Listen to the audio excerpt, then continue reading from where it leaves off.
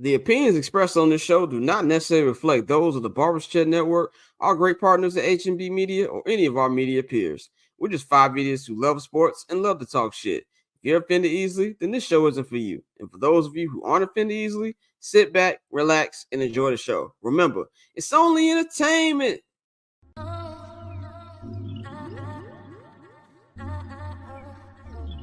So cool. Triple double hat trick, I know the code too. Ice trade, go for trade, yeah we cold too.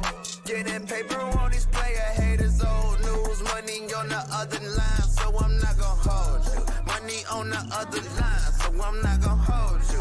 Money on the other line, so I'm not gonna hold you. Money on the other line, so I'm not gonna hold you. Money on the other line, so I'm not gonna hold.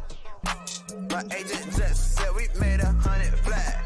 Make it back and make it stack this like I'm Steven Jack. Put my rings up in the camera like I needed that. Up in the air and at the rim is where I meet them at.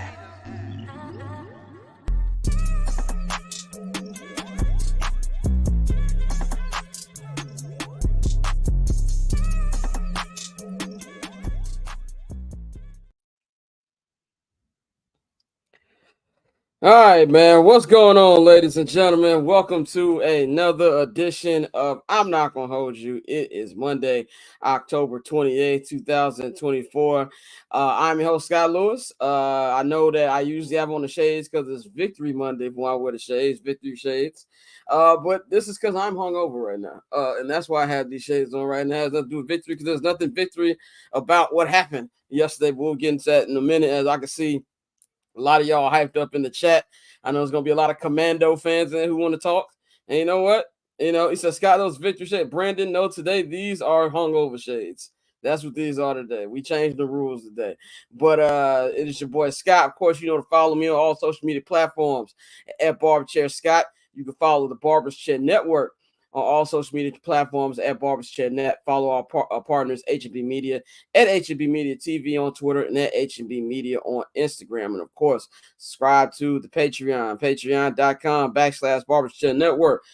Take the QR code right here. It'll take you right to the link, man. If you subscribe to the $10 Barbershop access, you get a 25% off code, first-time users, for the Barbershop Network shop, man. We appreciate everybody who has subscribed to that, man. We've got a good show for y'all on deck. You know what I'm saying? It's gonna be mainly Bears there. I'm not gonna lie. If you here for we're gonna get into other stuff. We still got overreaction Monday that we're gonna talk about. In NFL, we'll have a little bit of World Series talk. Pavy will join us in block number 3. As we're gonna talk some NBA. So Courtney is supposed to join us, but she had a little issue, so she will not be joining us today. But yeah, let's just get right into it. This is like I'm not gonna hold you, me saving out the Howlers too, because my brother Flows is here, man. Let's get. We got Flows here, we got Dante here, we got Bang here, and we've got Mikey here, man. This is gonna be a stupid question. I was gonna say how everybody feeling. I know how everybody feeling. We're not feeling good, but just getting right into it, man. You can follow Flows at Flows Andolini on all social media platforms. You can follow Dante at October Zone Tay. You can follow Mikey at Junior_Soul. Of course, you can follow Bang at JR Bang on all social media platforms, man. I'm gonna start with my brother first. How you feeling today? Terrible. I'm angry. I want to act like, it's ruined my whole week. I didn't feel like teaching my students today. I wanted to give them busy work. It was bad. There's really no other way to phrase that. I mean, I think what's the biggest issue is that Caleb didn't look good in the process, so the narrative is just going to be bad. I would have been better if it was, oh man, Caleb and Jaden had a great matchup, but Jaden got the best of him. This team won. I'd be like, I'll take it. It's the fact that Caleb was dog shit. And then now we have to deal with the fact that also the Bears lost after leading with 31-something seconds to go or 20-something seconds to go. So yeah, what'd you say? Oh, you talking about when they took the lead? When they took the lead. So no, I feel awful. It's kind of ruined my week, and this is the first time I felt like a fan in several years. So yeah, not great. Oh, this nigga in the chat. Here comes Jonathan Hart. You know what, Jonathan? You talk your shit today. You came on the show on Should Friday. invite this nigga to the show, goddamn. And we ain't gonna do all that. Send that nigga the link. Like, we might as well. We ain't gonna do all that. But he can talk from the chat room. He has earned it. His team won. We were wrong on Friday. You know what I'm saying? If y'all think I'm gonna come up here, kiss Jaden Daniels' ass and give them all their love, nigga Scott, don't say that. We were not wrong.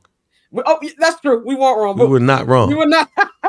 We were correct for 59 minutes and 42 seconds, motherfucker. Like we were correct up until Hail the Marys. second mark. Hail Marys don't say you're right. Hail Marys say you pull some lucky shit off. Yeah. We give you the lucky shit. And you know what? But a win is a win. A win is a win. A win is a win. If the Bears would have won, we'd have been up here saying, "Ain't no such thing as bad wins. It's hard to win in the NFL." We'd have been doing that. But just quickly, Mikey, how was your weekend? My shit was terrible. I had to dedicate Friday, Saturday, and half a Sunday to my girl, and then I had to sit on the couch and watch that shit. My mom came to visit, and she's sitting down. She's, "Oh, baby, hit me," and I'm looking at her like, "Yo, you leaving at halftime." So it was not a good day. So I ain't gonna lie, I left after y'all school. I had to get the train home. I heard the crowd go crazy in fireworks. Well, you weren't the only one who left early. Our general manager, Ryan Poles, left early too. We're gonna get in that in a minute as well. Dante, aka Michael Penix Jr., how was your weekend? I know you had a good time at the tailgates, but yeah, it was a solid weekend. I've pretty much had a Don Julio IV for the past 48 hours.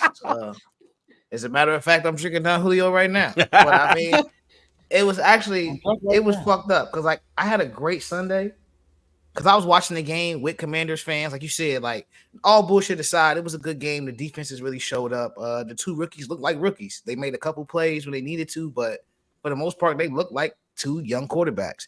And so that last play, bro, like we said going into this, I tapped my homie who was standing in front of me, and I said, the ball just feels too close to the end zone, bro. Like, as Bear fans, we've all lived this and been through this before, bro. Like the feeling was too eerie. It felt too familiar, and so like I'm not gonna lie, I'm disappointed. The optimism I had going into this, even though they could still win these next two and still be sitting decent, as long as Eberflus is our coach, there's a ceiling on this team. We can get into that later, but that's how I feel. Bang. How was your weekend? My weekend was terrible. I told you about part of my matter of fact, I told you about my weekend, and you was like, damn. So yeah, my weekend was terrible until the Bears game, which made it bittersweet because I hit on the anytime touchdown parlay that netted me a decent profit. So I was happy about that shit. Was able to pay 2 bills instead of one. Even my pops was like, yo, this is bittersweet because I know you would have loved to won that money and the games. Like, yeah, it's like Thanos. I won, but at what cost? What cost? But, man, my phone from yesterday till this morning was ringing off. I did not know I followed that many people at my former job because all of a sudden, all I saw was Commander shit. HTTC and all of that shit. By the way, what does HTTC mean? Hail to the Commanders. Oh, okay. Shouts out to my girl Vic Jagger at Magic 102.3 and 92.7. She sent me a text like, yo, did you see the game? Wow. All the eyes and shit. I'm like, get the fuck up out of here, fam. Shouts out to my man Albert who produces the Russ Parr show. His ass was on me, pause. I think they mentioned me on the radio in DC a couple of times today, but won't call me and give my side of things. But outside of that, I can say that I won my first anytime touchdown parlay of that many. So yeah, it's lit. Well, it was my birthday. Oh, I'm not Jonathan. I'm not an undercover Commanders fan. I just worked out there for 5 years. DC, yeah. I just worked out there for DC. Met a couple of people. Shouts out to Santana Moss and Brian Mitchell and all of those. But even them, Doc Walker, even them, they knew. Hey, you come to my office. Hey, we gonna have a nice little conversation with that shit. So, Well, my weekend it was my birthday weekend. I turned 36 this weekend. Shout out to Welcome, everybody brother. who did hit me up. Thank you. I had dinner on Sunday, not Sunday, but Saturday. Sunday, went out to the DraftKings Sportsbook to watch the game because I did not work this game this week, and I will be not working the Arizona game. But after that, I'll be back on the beat for the rest of the game. This week I just didn't want to spend my birthday in DC. That's really what it came down to. There's nothing wrong with DC. I love DC. Had a great time last year. I just didn't want to be working on my birthday at the same time. So and I just don't want to go to Arizona. That's what this week is about. But we'll be back at that. But anyway, watch the game and These it, niggas, man. it was good until the end. And I remember a homegirl told me, "Oh, they won for your birthday." I'm like, "There's 19 seconds left. They ain't won nothing yet." And then when the final score happened, I was like Shannon Sharp. We was like pointing at the screen, like, "See what I say?" But let's just get right into it. I'm gonna start with my rant. I'm gonna put it like this, man. I thought about this all day. This was top 5 worst Bears loss, at least in my time as a Bears fan. And this includes regular season, this includes playoffs. This will the worst loss obviously is the Super Bowl. That's Super Bowl 41. That was 17 years ago. It was about to be 18 years ago. And I have still not gotten over that game. And I never will until they actually win. I was 18 and I'm 36 now. I'm just will not get over that. The others aren't any particular order. There's the double doink, which I kind of had the same reaction to this one as well. The double doink, I thought it was a dream. Same thing with yesterday. Yesterday's in there. 4th and 8 is probably one of the most angriest I've ever been as a Bears fan. I just could not believe that Mark Trestman called a timeout and this idiot Chris Conte. Yeah, you threatened that man. I You threatened him threatened that on man. Twitter. I threatened him on Twitter. I got into a lot of Bears niggas that year. I got into Chris Harris on Twitter. This is like college days. Like this is how it was. But it was top 5 worst Bears loss ever for me. And like we said off air, I would have rather them got blown out. Like blown out. Jaden Daniels have 50, not 50, but like 4 yards, 4 touchdowns and stuff like that. Said we dominated the game. Okay, y'all didn't dominate the game. Y'all didn't have a touchdown till the game ended. You ain't dominate the game. It was a defensive slugfest, yo. Like that's what it was until the end of the game. But to me, this is all on coaching. This is 100% on coaching. This is something we've been saying. Every Bears fans rarely agree on everything. We've been saying this from. They said they took 2. Bro, how many? If we can go through every game, in NFL where a touchdown got taken away because you did something to have a foul. That's not robbery. You're doing something illegal. That's why you got a flag. Like, so it's not like they robbed you of the touchdown. So, but you say, yeah, so basically the touchdown didn't happen. But my thing is this, it's on the coach. Everybody said if you're gonna start over with the team and to get a new quarterback and to get a new offensive coordinator, why aren't you getting a new head coach? Everybody said this. And what you see with Matt Eberflus is he is consistently outcoached. Dan Quinn, somebody who the Bears could have hired a couple years ago, didn't get the job. And you know that he was probably even more upset about that and probably had a little bit more, I guess, chip on the shoulder heading into the game. And you could just see Cliff Kingsbury. The Bears also interviewed him. You know what I'm saying? That's exactly what it comes down to. Like, it's a coaching disparity here. The only thing I took for it, out of my opinion on Jaden Daniels, has not changed. I think he's a good quarterback. I said that before, but the biggest difference is coaching. Cliff Kingsbury does the things to make things easy for his quarterback, which you're supposed to do. Shane Waldron does things to make things difficult for his quarterback. And that is the issue that you see right there. I give credit for Jaden for even playing. I know he was hurt, things like that. But if you're on the field, you got to play. So I'm not going to be used to, and he was hurt too. But if you look at just things with Matt Eberflus, in his 3 seasons here as a coach so far, he's 14-27. He's 11-10 at Soldier Field. And everybody, you said Jaden Daniels. No, I'm not switching up second take. He ain't like that. Now I'm going to say it again. He ain't like that. He wasn't like that. He got bailed out by Hail Mary at the end. And that's what it is. Y'all won the game, but we ain't got to lie. 11-10 at Soldier Field, 3-17. everywhere else. And that just shows you right now what the difference is between these two clubs. If you look at the two games that they lost, well, they've lost three, but the two particular games that are really, really annoying was the Colts game and this game. That's all on coaching. Caleb did not have a good game. When you go 10 for 24, you played terrible in the first three quarters of that football game. In the fourth quarter, much better. Made a lot of wild throws.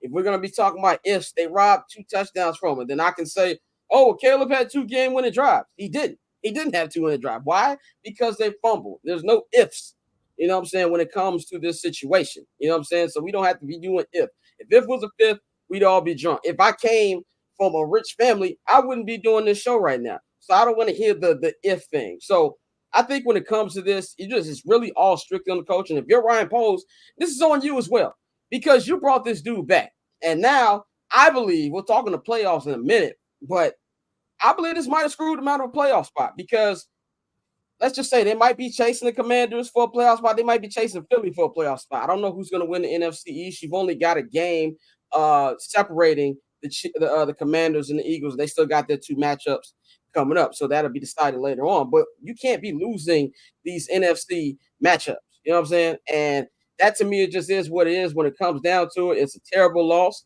And you know, they we're gonna find out a lot more about this team. I think basically they have no room for error. There's a lot of football left. There's 10 games left, things like that. But I think this coaching is so remedial. Like the Doug Kramer play might have been the worst play I've ever seen called in my entire time watching football. It was just ridiculous, man. Flows, where are you at with it? With this loss?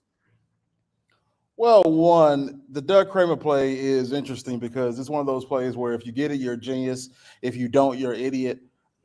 I just think that's probably a play best reserved for the first quarter when you're even, or maybe it's tied 7-7. I don't think that's a play I call that late into the game. It just doesn't seem smart. Push yourself in a bad position. Push yourself with too much risk more than anything. But my opinion on Matt Eberflus has always been sort of lukewarm for quite some time now. Now my opinion is becoming he needs to be fired.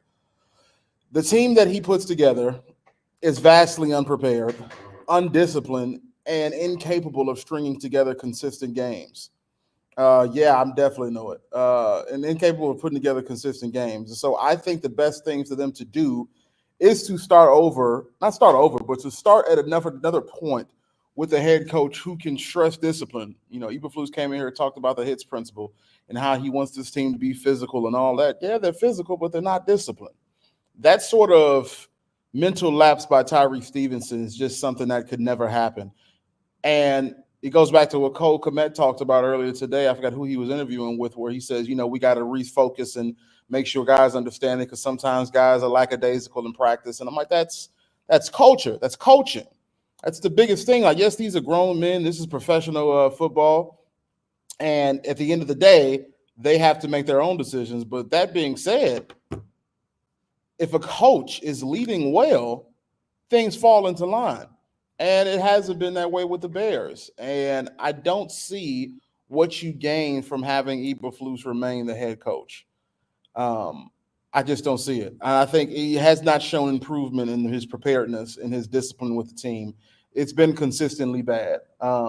Unfortunately, the Bears are always slow to adapt. If you end this season with less than 10, 11 wins, I think it's time to move on. Like, I don't care if you even sneak your way into the playoffs with a 9-win season or somehow, 9-win season. I don't think you should bring him back. I wouldn't bring him back regardless. The tone he set is just not good. And now going towards Caleb and Jaden, I probably disagree with a lot of people, man. I thought Jaden was great. I'm not even talking about the calls that, went in touchdowns. That's happened a few times with Caleb and other quarterbacks. They have more. That's unimportant. But I think I saw confidence and calmness in the pocket. He found open receivers all over the field. I mean, he threw for over 300 yards on his defense, and he looked solid. And his accuracy is just impressive. His touch with the ball is impressive. As of right now, obviously, he is the front runner for Rookie of the Year, and he's even in the MVP conversation. He's that good of a player. That really was a humbling experience for me to watch while, being a Bears fan, also covering the Bears, because I doubted his abilities. But no, I think I'm fairly confident saying he's a good quarterback, and they got one with him. And it's not that I'm, unfortunately, when you're dealing with Bears and quarterbacks, you have this fear in the back of your mind, like, oh God, they got a quarterback, the Bears don't. Who's this, that, and a third? No, I'm still confident in Caleb Williams. I think Caleb can be a good quarterback, will be a good quarterback in the league. But as of right now, him and Jaden are on two different tiers. As of right now, Jaden has a competence and a comfortability within NFL football that Caleb doesn't have. I'm not saying Caleb doesn't. I mean, can't. Caleb has shown flashes of it. The last game, he showed flashes of brilliance against the Jaguars, looked comfortable. And sure, there are advantages that Jaden has, but his biggest advantage is having a better O-line. That O-line does give him protection, does allow him to make his reads. But outside of that, man, skill player-wise, Caleb has the advantage. Caleb has better skill players, better skill positions for him to play from. So as of right now, man, there's nothing really you can say. I'm just more disappointed than anything because I have to sit and listen to people say, oh, man, it should have got Caleb. It should have got Jaden, got the wrong quarterback. And it's echoing back to previous years where the Bears failed to find a quarterback or failed to, draft and assess correctly. But the only thing that this has reinforced in my psyche is that the Bears are who I thought they were until they're not. And when we put on a tweet on 79th and Hollis about, what's the score for the day, I gave two different scores. And I said, if the Bears are who we thought they were, they're going to lose. And here's the score. What I didn't count on was it being a defensive slugfest. But they're exactly who I thought they were. They're not a good team. And they'll probably finish 8 wins for the season. And right back where they were, in the situation where you have to find better coaching to guide them. But unfortunately, that's just the way the cookie crumbles. I'm not going to – it's ruined my week for sure, or ruined my day yesterday and part of it today. But I've sort of come face to face with the reality that the Bears won't change until they change. And there's no reason to baby them. There's no reason to baby Caleb or anybody else who comes across as the signal caller.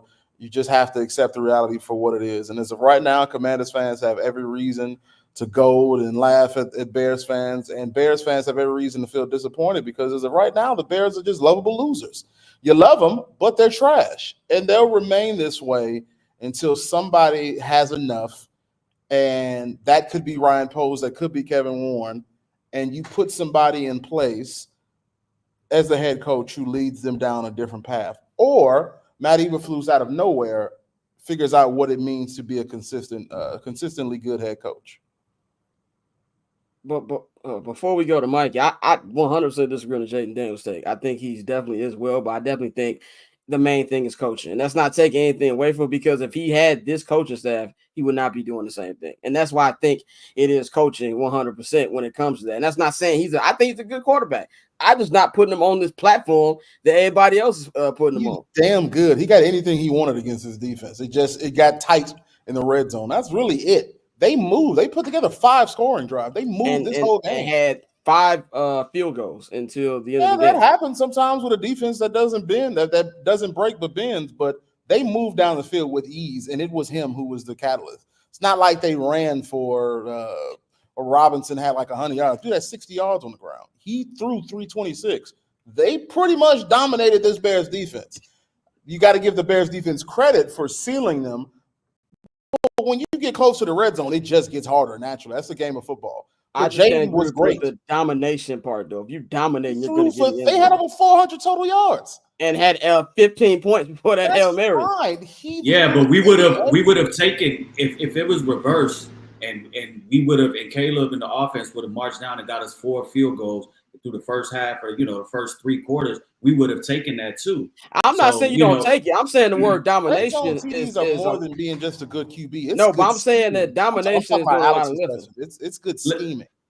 100%, and just call it what it is. This doesn't have to be a referendum on either quarterback. But Jaden Daniels just did one walkthrough. He did one walkthrough this entire week, and he showed out there with banged up ribs and 481 total yards, no turnovers, led them on some drives. Honestly, this game really could have gotten out of hand had they flipped maybe even 1 to 2 of those field goals into touchdowns. I'm still not on this doesn't have to be a Jaden versus Caleb thing because But it's gonna be that though. But Scott, there's not a gold jacket on either of these quarterbacks. There's not a trophy outside of the Heisman in either of their rooms. There's not a Super Bowl ring on them. It is year one, week fucking 8, 9. This doesn't have to be the cycle that we as Bears fans and even for Commanders fans need to continuously latch onto. Let their careers play out. Right now, Jaden Daniels has a better head coach. He has a better offensive mind. He has a better O-line, and it just works. You can tell that everything there is flowing. There's synergy. There is not one thing that we can say when we watch the Bears on Sunday that we know they're going to do well outside of play good defense. What is our identity? Defense. What is the Commanders' identity? They will run the ball. They'll do it whether via traditional, handing out of the I formation. They'll mix in some RPOs. They'll go ahead and they'll hit their short intermediate routes. We know what their offensive game plan is going to look like. Nothing switches. What is their brand? That is their brand. When you watch the Ravens, you know what their brand of football is. When you watch the Bills, you know what their brand of football is. The Bears right now have no identity. And to circle it back to what Joe was saying, it starts back at coaching. This is a lame duck head coach. This guy is not equipped enough to run the program on all levels.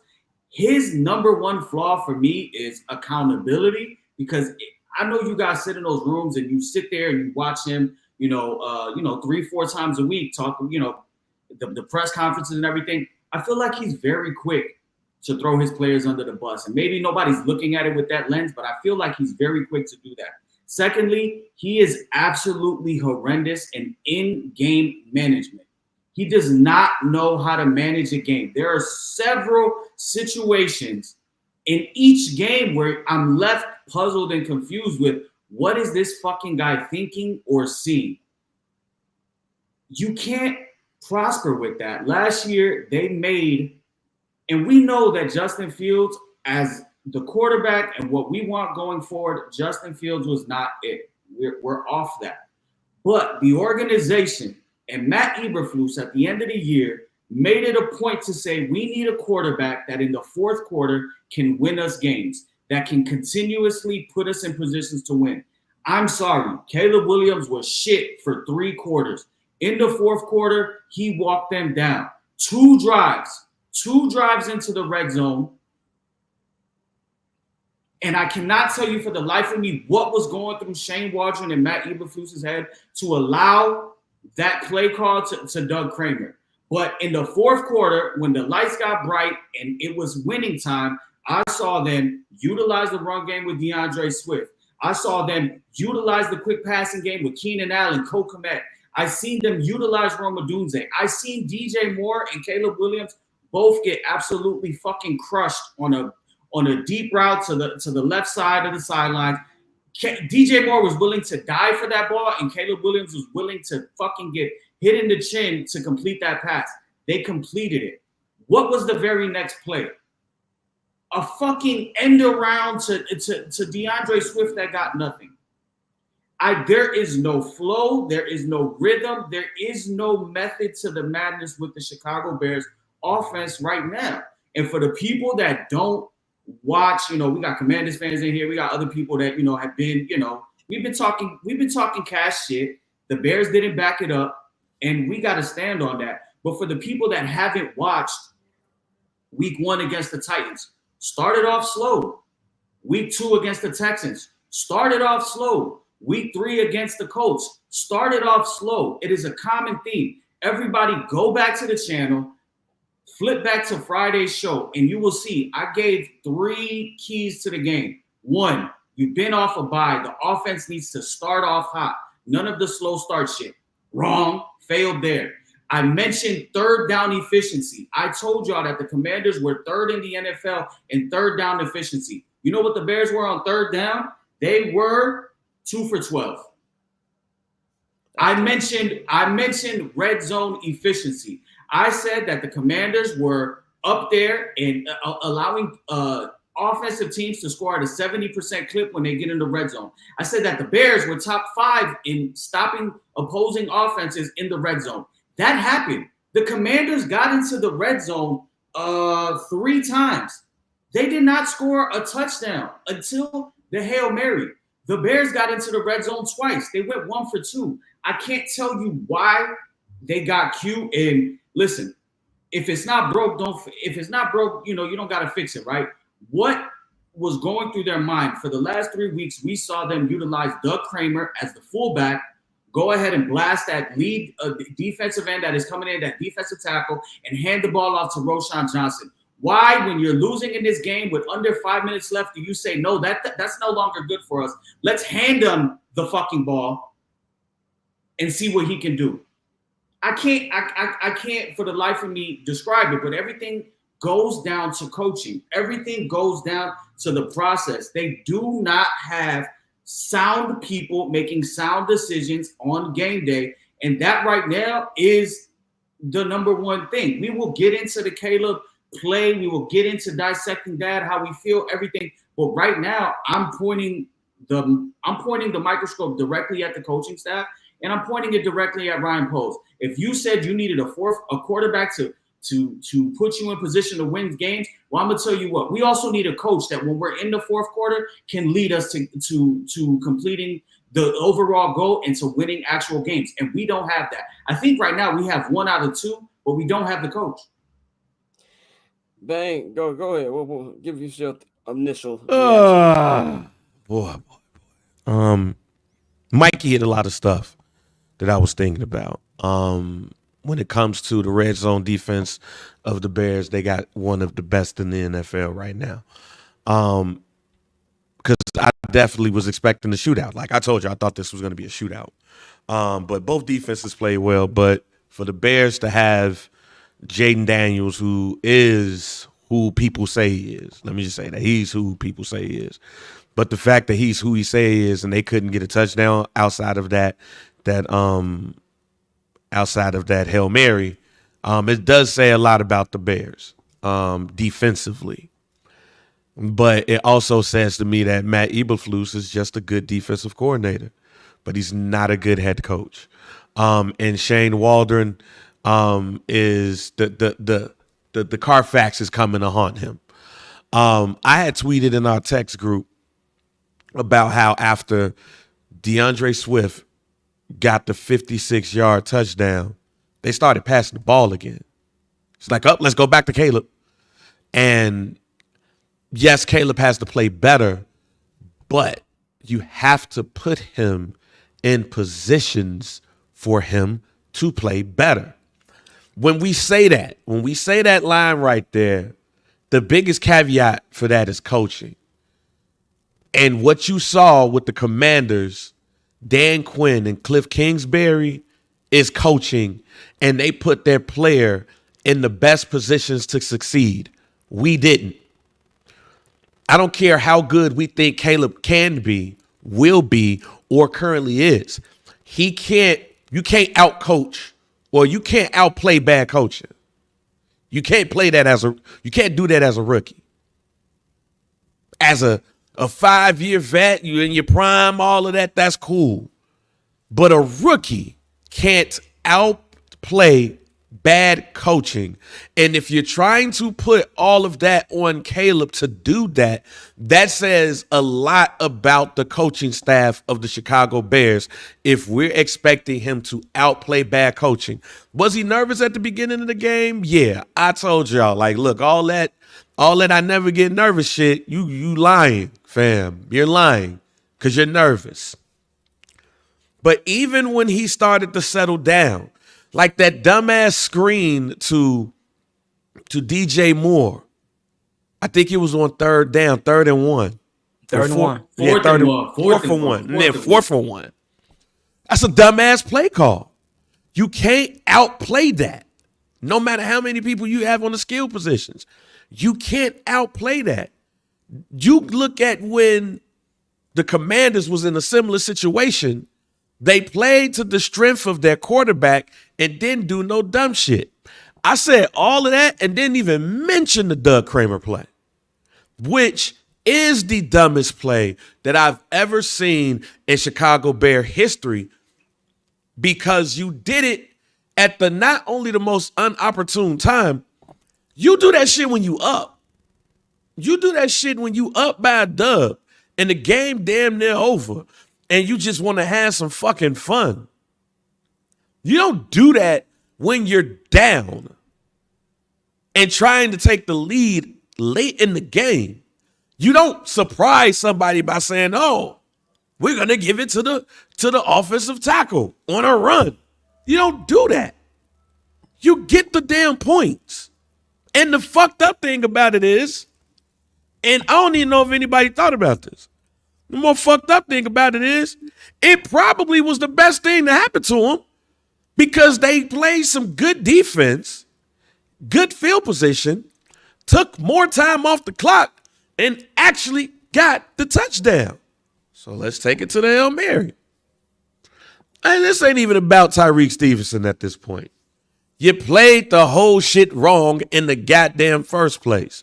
You rushed 3 only. You had TJ Edwards playing Jaden like he was going to score a goddamn touchdown. And all of your players was out of place. This was egregious on all accounts. This reminds me of the Cleveland game, except it was the opposite. Darnell Mooney dropped the Hail Mary. Mm-hmm. So think about it like this. For 2 years in a row, we was in the Hail Mary game. And in 2 years in a row, our head coach and offensive coordinator did not put the quarterback in the best position to win. 2 years in a row, our quarterback didn't necessarily play well. Defense played immaculate, though. And look what happened both times. We missed a Hail Mary, which killed our playoff chances, and they got one. It tells you a lot about the coaching staff and where we at. I'm not a fan of in-season firing and coaches, and the fact of the matter is, who you gonna give it to? Eric Washington? Right. What I will say is this: if I'm Ryan Poles, even with him doing what he did, Matt Eberflus have to go to the NFC Championship game to keep his job. I'll be real, man. And we're going to go to you in just a second. There's no situation short of hoisting a Lombardi trophy where that man's Hallis Hall card should be working come January. I just think he just has to go whatsoever. And this is on Ryan Poles, too. We shouldn't have brought the nigga back to begin with. And everybody said that. Hey, man, what's his name at Detroit? Go ahead and start watching. Ben Johnson. Ben Johnson watches on. It's crazy how one of the homies at work is a Detroit fan. I said, "Hey, just so you know, we're going to let Ben Johnson know, hey, whatever you want, we're going to bring you down. Come on down, I-90. Come on, we got you." But no, rightfully so, everybody's bashing Floosh, and we should, because, I mean, we've talked about his lack of situational awareness and the struggle with that. And even in the fourth quarter, not challenging the completion that looked like it hit the ground to me. I mean, but they rushed to the line and the Bears let them get the playoff. If you're not going to use your timeout at the end of the game, why not challenge that play? We've always talked about his lack of awareness in certain situations. We need things done for the team. But I really want to go to Shane Waldron, because Shane Waldron, along just the same way keeping Matt Eberflus, the Chicago Bears do this shit where we take these unproven people and, we put them in these positions and we say, you know what, go ahead, rock out. And for me, this is the same way Mike Martz did it. We saw Adam Gase do it. We saw Matt Nagy do it, where we hire these quote unquote offensive geniuses and these guys who want to run the game their way, and they get in the red zone and they do some of the dumbest shit we've ever seen on the football field. Like, the Bears are a couple stupid play calls away from being 6-1. Like, it's one of those things where it's unacceptable and it should be unacceptable, but we've always accepted it.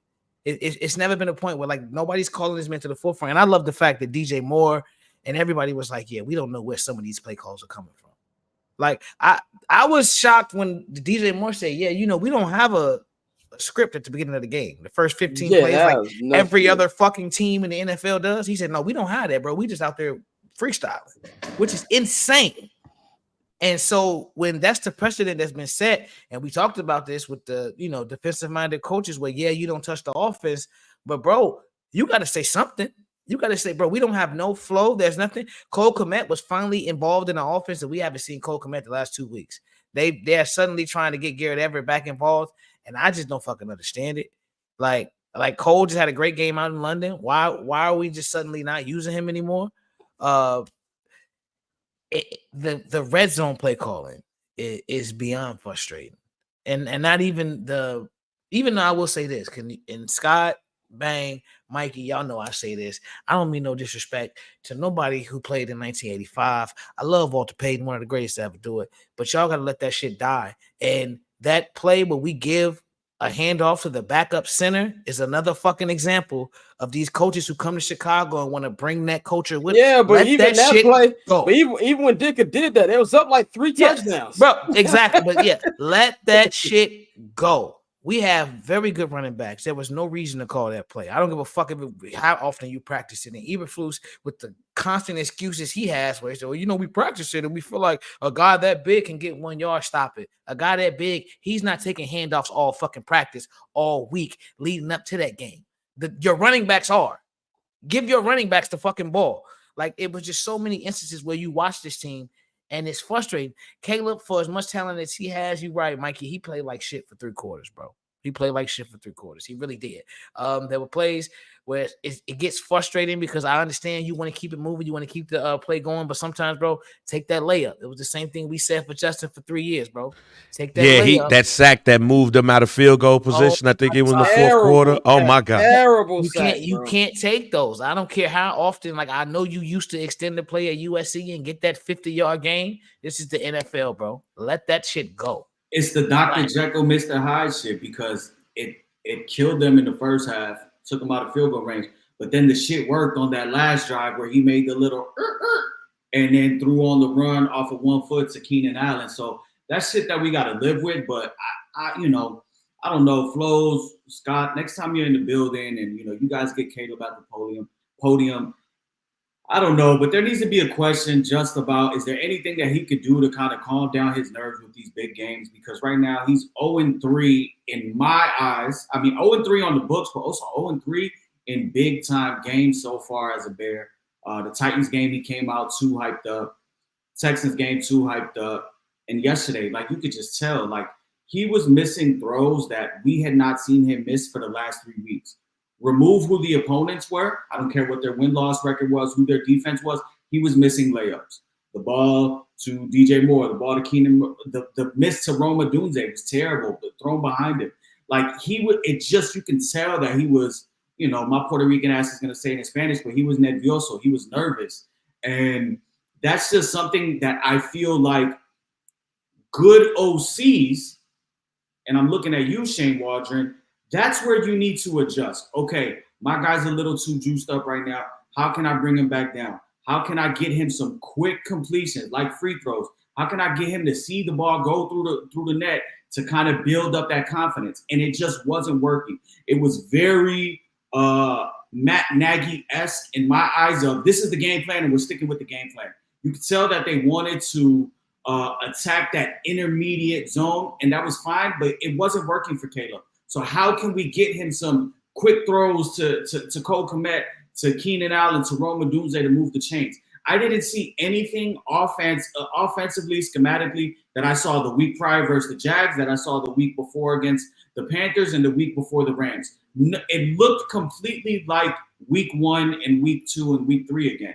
So that's on the coaching staff, on not putting your players in the best spots to succeed. And that's just ultimately on Caleb being a young quarterback.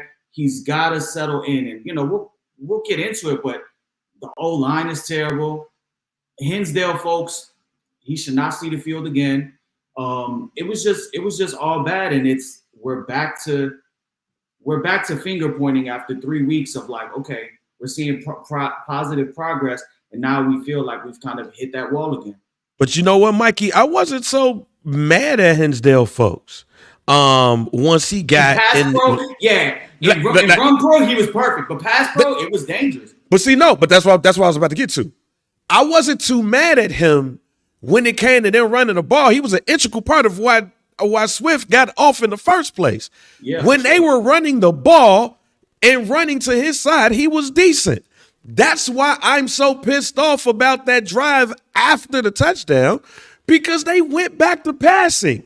And you got a left tackle, a rookie left tackle, not just a rookie left tackle. He was barely in training camp all year long because he was hurt. Why are you dropping back?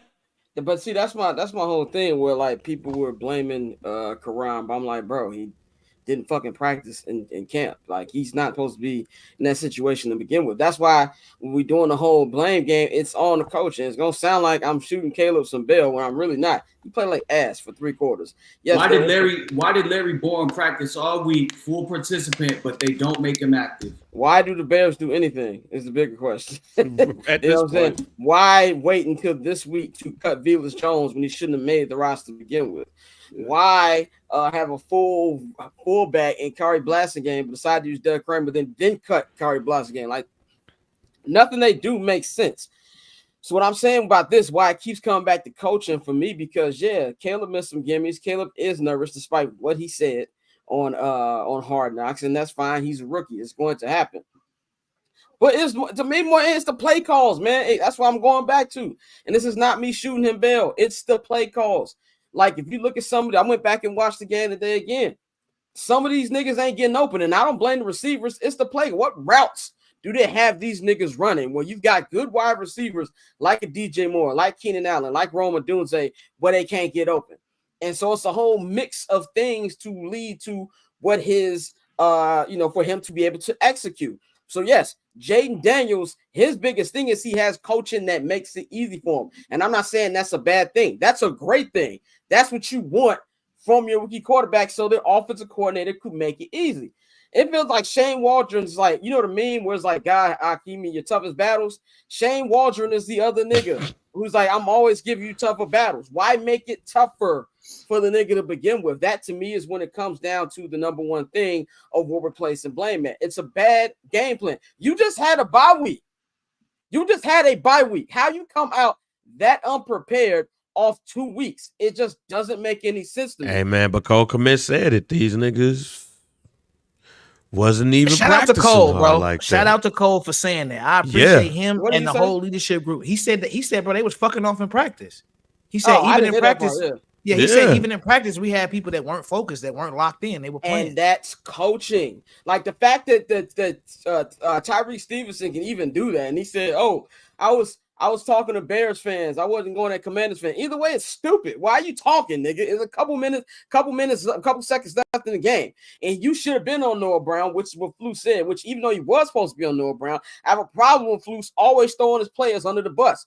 The nigga said, I've never heard a head coach say this before. The play before, where Terry McLaurin caught the ball for like 50 yards, he said that play doesn't matter. And then you hear a soundbite from Dan Quinn saying, without that play, we don't win the game. That shows you the difference between those two dudes right there. So I'm not shooting anybody any bail. Caleb was god-awful for 3 quarters, but I think majority of that is the play calling and the situations they are putting this nigga in. And it's atrocious. You're seeing the exact opposite of how you build up a rookie quarterback. Now, niggas saying atrocious. Shit. It might be, is Caleb talented? Is Caleb talented enough to overcome it? Yes, but why would you want him to overcome it? Make things simpler for him. And that goes back to Ryan Poles. Like, it goes back to the O-line construction.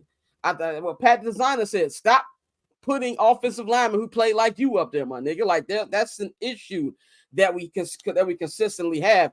And with Tyree Steven, if you got Cole Kmet talking about, they were fucking on practice. It's coaching. That's coaching. He should never even been comfortable enough to do that. And then you have the situation where, now granted, I'm not an NFL coach.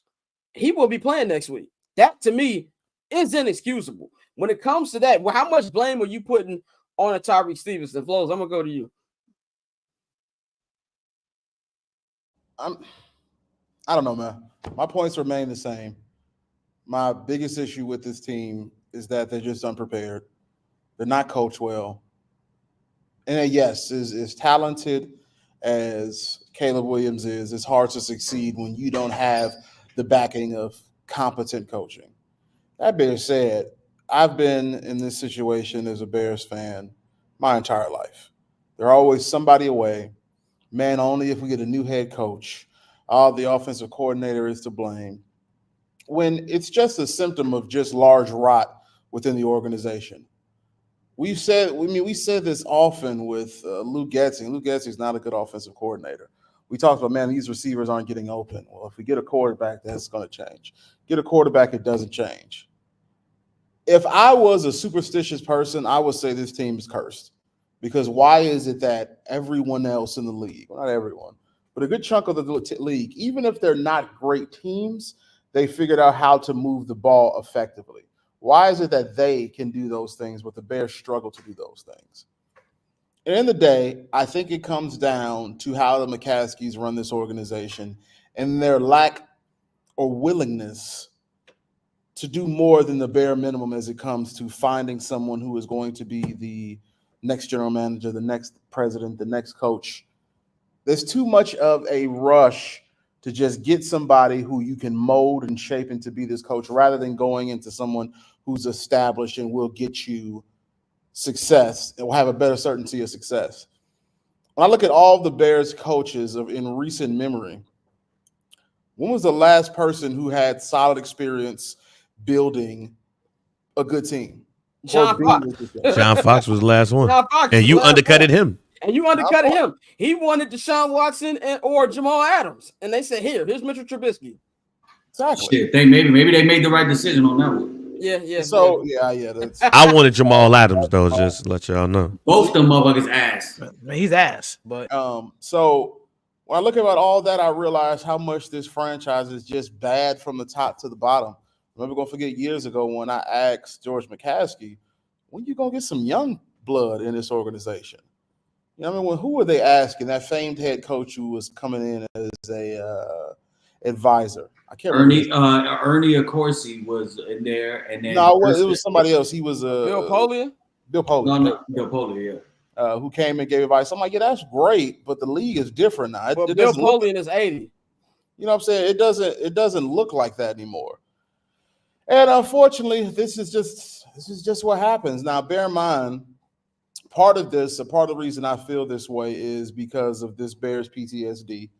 This could be, at least for Caleb and Shane, that, man, they just had a bad game. Shane did not do what he's supposed to do. He'll make it up. Because honestly, I thought Shane has called really good games the past 3 weeks. They've been really solid. Caleb has improved. Eberflus is who he is. It's not going to change. But maybe this is Bears PTSD creeping up, and I just have to deal with the fact that, yeah, they lost. It was embarrassing, but if I remember correctly, the Lions lost a Hail Mary years ago to Aaron Rodgers, and that didn't stop them from later on becoming a better team. You just got to eat that loss. You got to deal with it and then hope for things get better in the future. Not 100% sure, but as of right now, my gut is telling me this is the same old, same old. So all in all, it starts with coaching. But beyond that, it starts with organizational leadership. And if Kevin Warren is as serious as he says he is about creating a winning culture, then that has to be passed down to Ryan Poles. And if Ryan Poles is as serious as he is about creating a winning franchise, you have to look at your head coach. You have to realize your head coach is not getting it done. And if that's the case, you move on from him. But then when you move on from him, you need to make sure you're finding people all over that entire coaching staff that can give you the best results. I'm hesitant to move on from Shane Waldron because I'm like, I don't want him to go through what every Bears quarterback goes through in life, which is 1,000 different offensive coordinators and a couple head coaches. The jury's still out on Shane Waldron. I'm going to give him time because this is his first year with the Bears. I thought he's shown good things the past 3 weeks, but it just wasn't a well-coached game to begin with. That being said, offensive coordinators only go as far as their head coach will allow them to go. And I've seen enough years of tape on Matt Eberflus that I think this is who he is. He's not a good head coach. Let's move on to someone else. And until that happens, I'm going to approach every game with the mindset that the Bears probably lose. Go ahead, Mikey. Where you placing the Deshaun Stevenson conversation? Deshaun Stevenson, that sounds crazy. Tyreek Stevenson. Ask my nigga LeBron. Like what? Tyreek Stevenson. I mean, it definitely does fall on coaching. I mean, you also have to remember he had a terrible unsportsmanlike unsportsmanlike conduct penalty on the drive where they actually missed the field goal, but that got them into field goal range there. I just don't think people were locked in. And it goes back to coaching, though, because if anybody listened to him speak with Captain J Hood today, everything he said was bullshit, bro. He said, no, we had the right, everybody was locked in. We had the right guys. Everybody was ready. We got to execute. Everybody wasn't ready. Tyreek Stevenson had his back to the play. Like, how can you say everybody's ready? What were you doing with TJ Edwards? It came out that he wasn't there to spy Jaden Daniels. He was there to cover Austin Eckler. Y'all thought Austin Eckler's old ass was going to fucking take it 60-something yards to the house if he got like a dump off?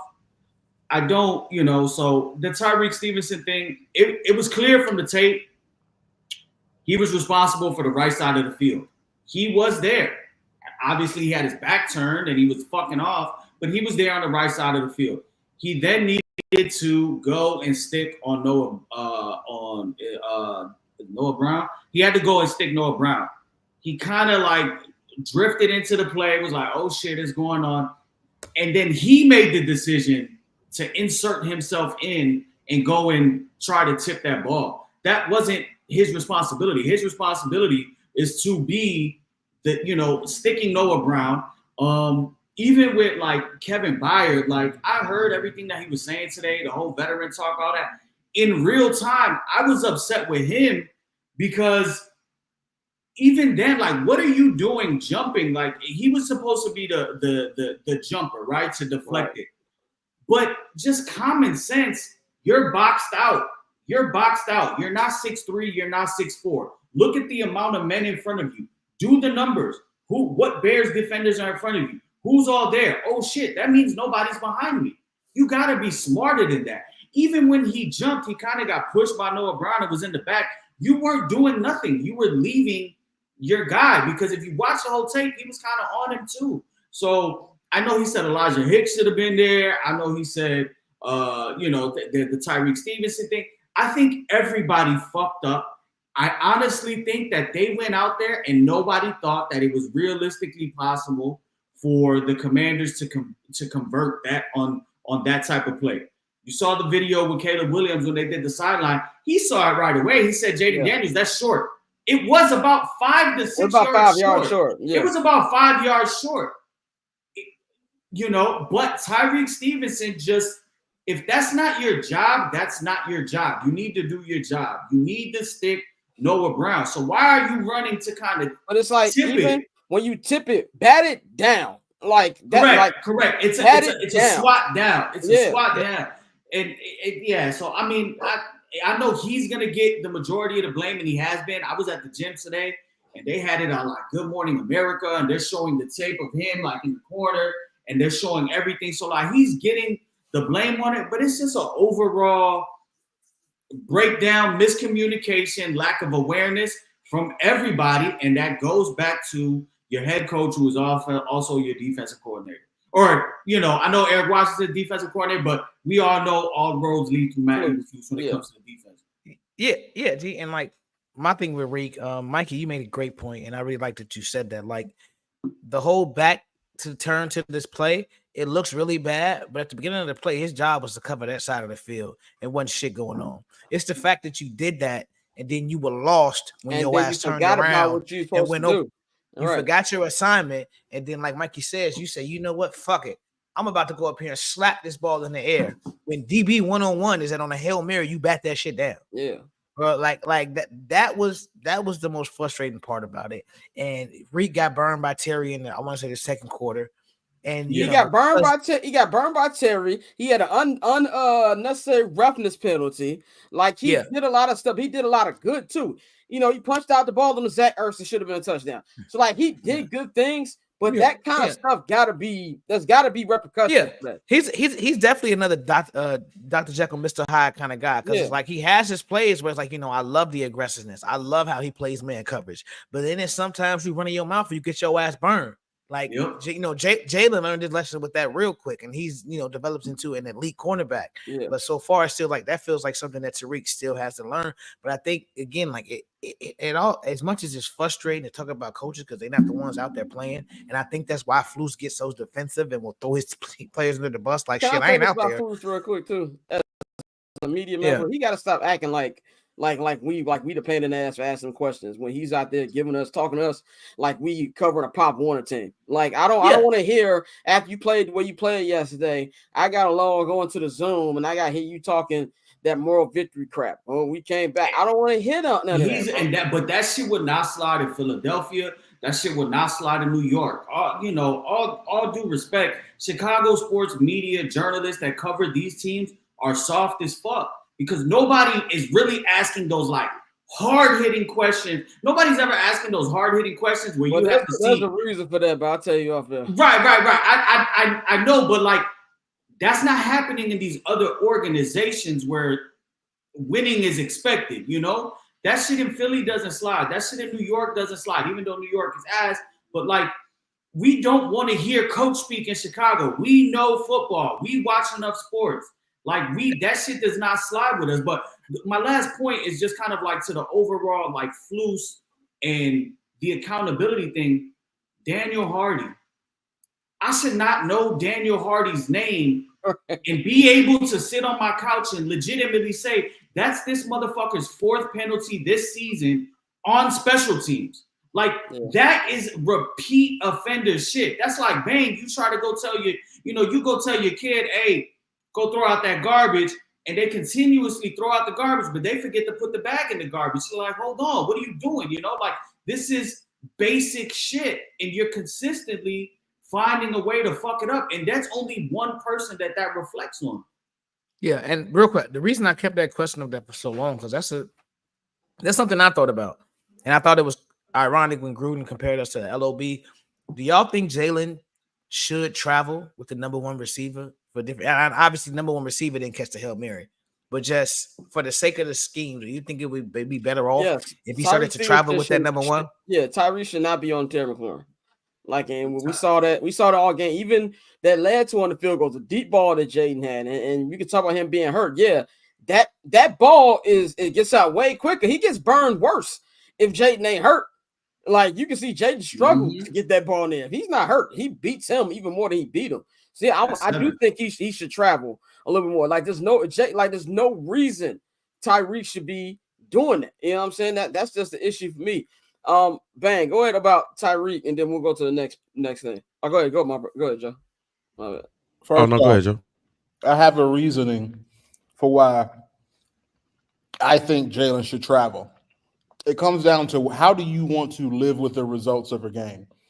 For instance, if it's 4th and 1, you're at the 20-yard line, and I take a field goal, I put myself in a position where they'll need 3 points to beat me.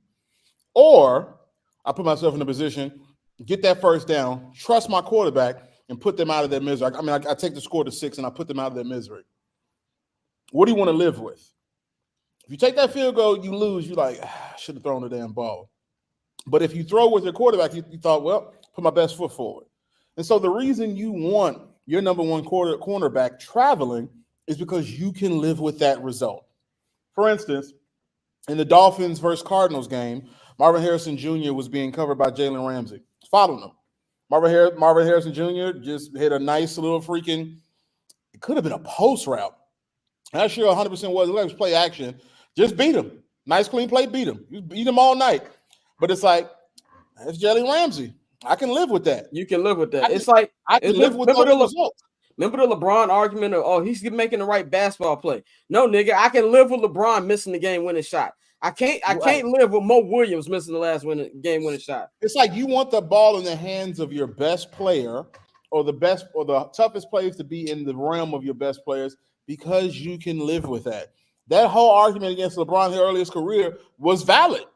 And that's why now LeBron don't do that. Right. He'll find a person who's open if they're open. For instance, when Michael Jordan found Steve Kerr for that Game 5 winner in 97, you can live with that because they're open.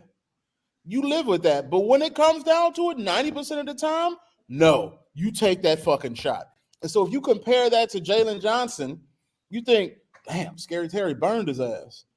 And that's our best corner, man. You live with it. You live with those decisions. But you know who does that?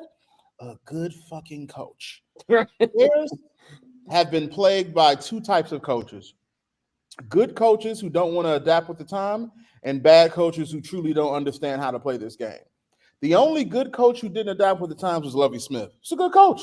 They had a good team, the most successful Bears coach outside of freaking Hollis and Ditka. He had a successful year, but what did he do that was wrong?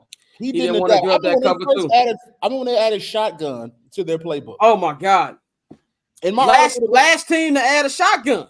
I talked about it today on my article on bcnet.com. I said they were the last team to add a fucking shotgun.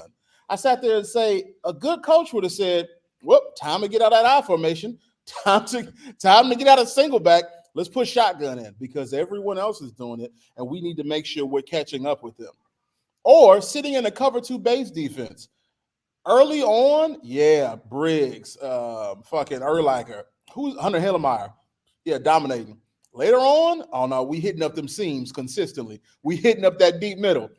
It never changed. And I was like, they're going to have to adapt. They didn't.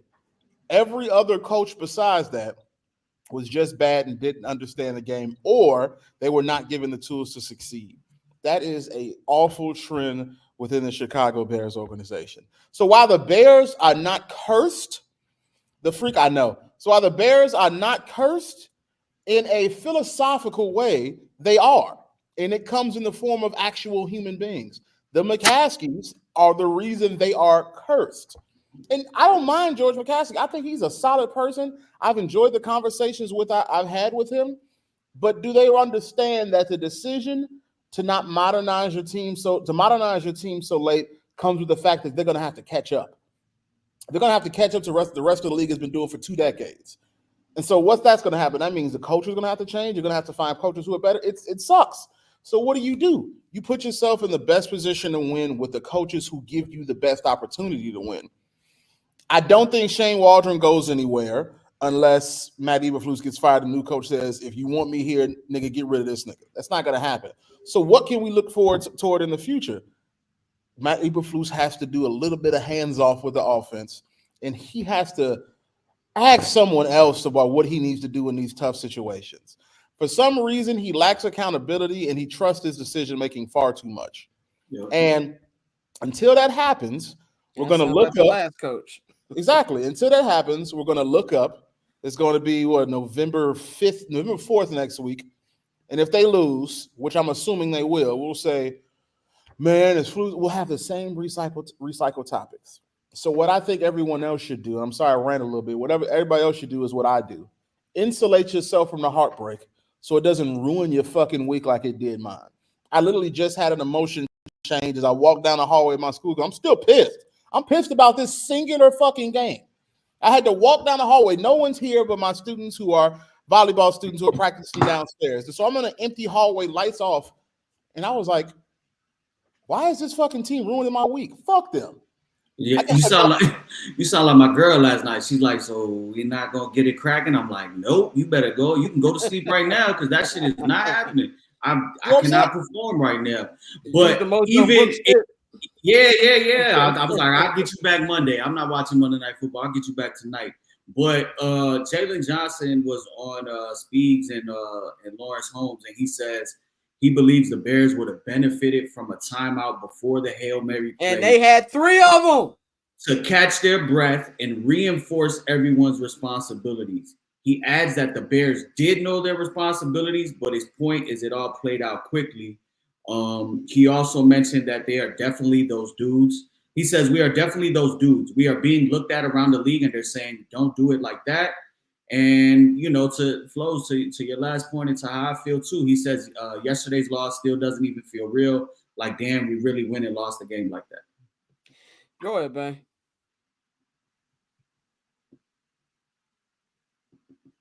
Mikey said a lot of what I was going to say when it came to Tyreek Stevenson, and Flows did too, especially Flows. Look, There's some players that just need more hands-on discipline than others. So when people say, like Flows was basically saying, he want to judge him by, all of the good that he's been doing on the field, and didn't necessarily want to talk about the negative. Well, nigga, players like Tyreek Stevenson, you have to be a little bit more heavy-handed. I'm gonna bring the kid thing back into play, like Mikey was bringing up the garbage. You got 3 kids. I got 3 kids, right? And I got my oldest son, he's 10. I got my middle child, he's 5, and my youngest, he's 3. That 3-year-old is bad as shit. I'm a little bit more heavy-handed with him than the middle child for 2 reasons. One, because he don't know no better yet, so I got to be a little bit more hands-on with him to teach him the right from wrong. He's 3. The other part of it is, too, is that my middle child, I'm a little bit lesser because I could tell middle child syndrome is real. So is Tyreek Stevenson my 5-year-old? No. He's my youngest. He just needs a little bit more.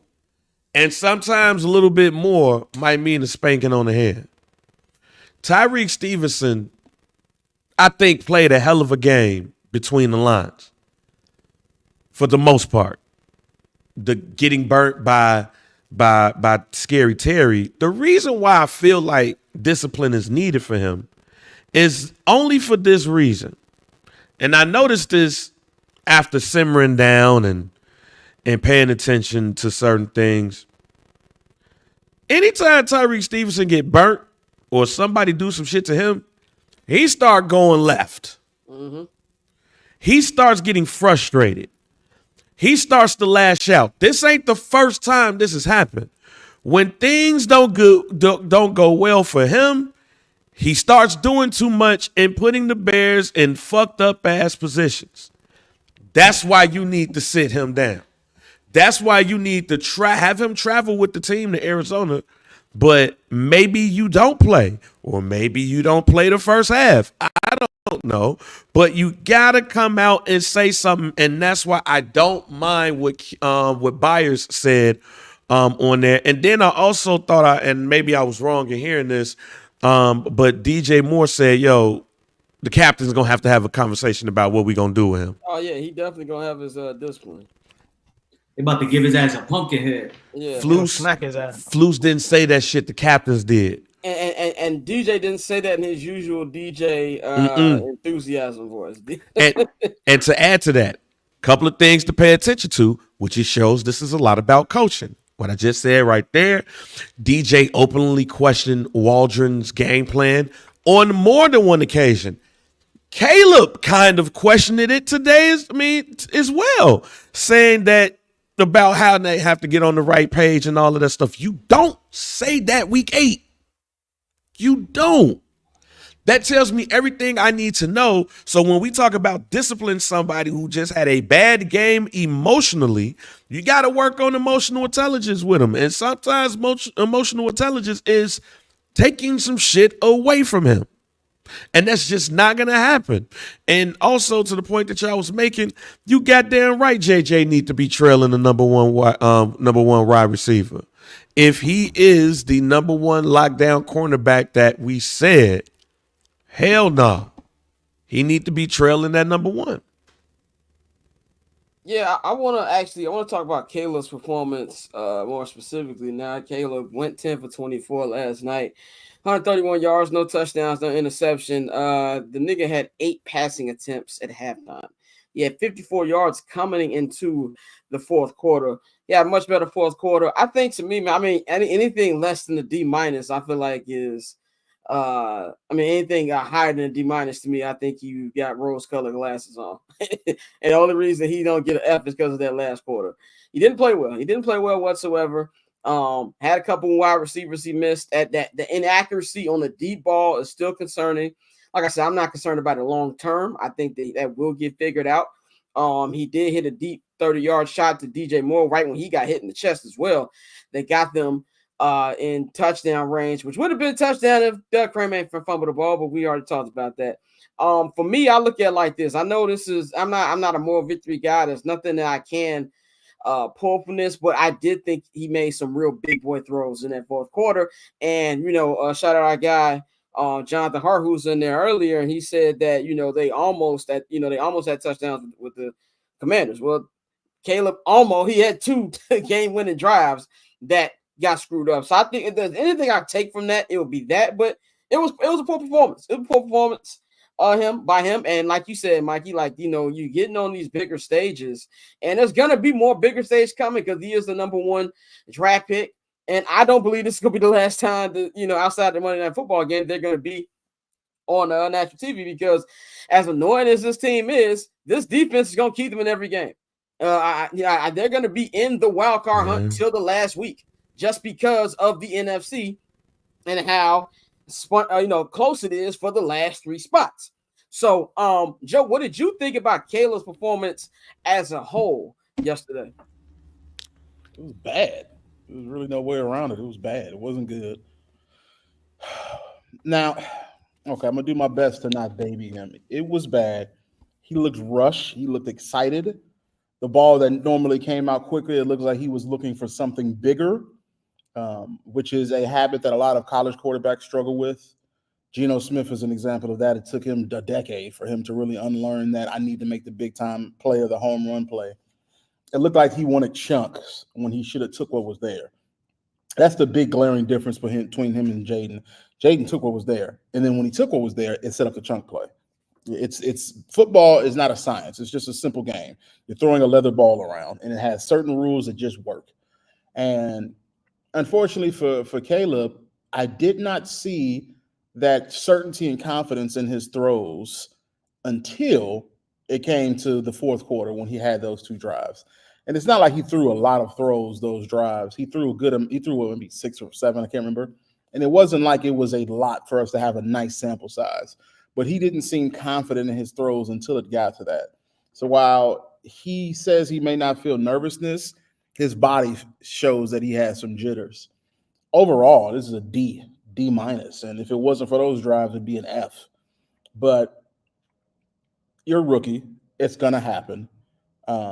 It's happened to every other quarterback. You're not going to be some exception who doesn't struggle with that. So from him, I don't think this is something that needs to hold him down or hold him back. In fact, you take your Monday to look at film and learn from it, and you move on. The next week, you got to tell yourself what to do. But what he can learn from this is that him and his offensive coordinator need to be in constant communication. And if Shane Waldron is a good OC, he will say, Caleb, what can I do to oh God, is that a Michigan fan? I'm sorry. This is Ohio State only fan. No, take it easy. No, son. But, we appreciate the subscription, though. We do. When it comes to Caleb and him and Shane, they just have to make sure they go back to the drawing board and learn from it. Flus is who he is. Shane Waldron and Caleb Williams have a chance to be something better than what they were. And so I'd grade him a D, and I don't think anybody with eyes can go reasonably higher than that. Mikey, talk about Caleb's performance as a whole from yesterday. Oh, it was terrible. It was maddening to watch. It felt like I was watching, every single Bears game in my life just on a loop. Like I said, my OG came to the crib. She was hanging out with me and my girl after we got back, and I was just looking at her like, yo, you gotta go. Like, I need nobody in this living room with me right now because I'm liable to set this shit off. But from the very moment, from the very first, possession, and I had said it last week, getting off to a hot start was going to be imperative for them. The Bears have yet to really play with the lead, even in the Panthers game. They went down 7-0 after the Chuba Hubbard 30-yard run. So like we haven't, the Rams game playing from behind. I would like to see this team get out to a lead ahead. The Jacksonville Jaguars game gave up a field goal. They're still playing, first 2 series were terrible. Then they turned it up. So I was hoping it was like, all right, this is first 2 series ass. We're going to start to cook. And it just never came. He never looked comfortable back there. His feet were all over the place. It didn't seem like he was trusting his eyes. It looked like he reverted back to week 1 against the Titans, to be honest. And, Johnny Newton, University of Illinois, alum right there, got a sack. And that was something that I mentioned. They don't have one guy this year that has multiple sacks. They get them in bunches. 2 sacks is really not that bad. I just wish that when he would take off with his legs, he would just be like a little bit more decisive with it and a little bit more like, all right, I'm taking off because it does get like a little like chicken with his head cut off. Like, I don't know what I'm doing. Even on the run where he scrambled, you can tell like he's not running with intent. He's not running with the intent to run. He's running with the intent to find somebody and hope somebody gets open.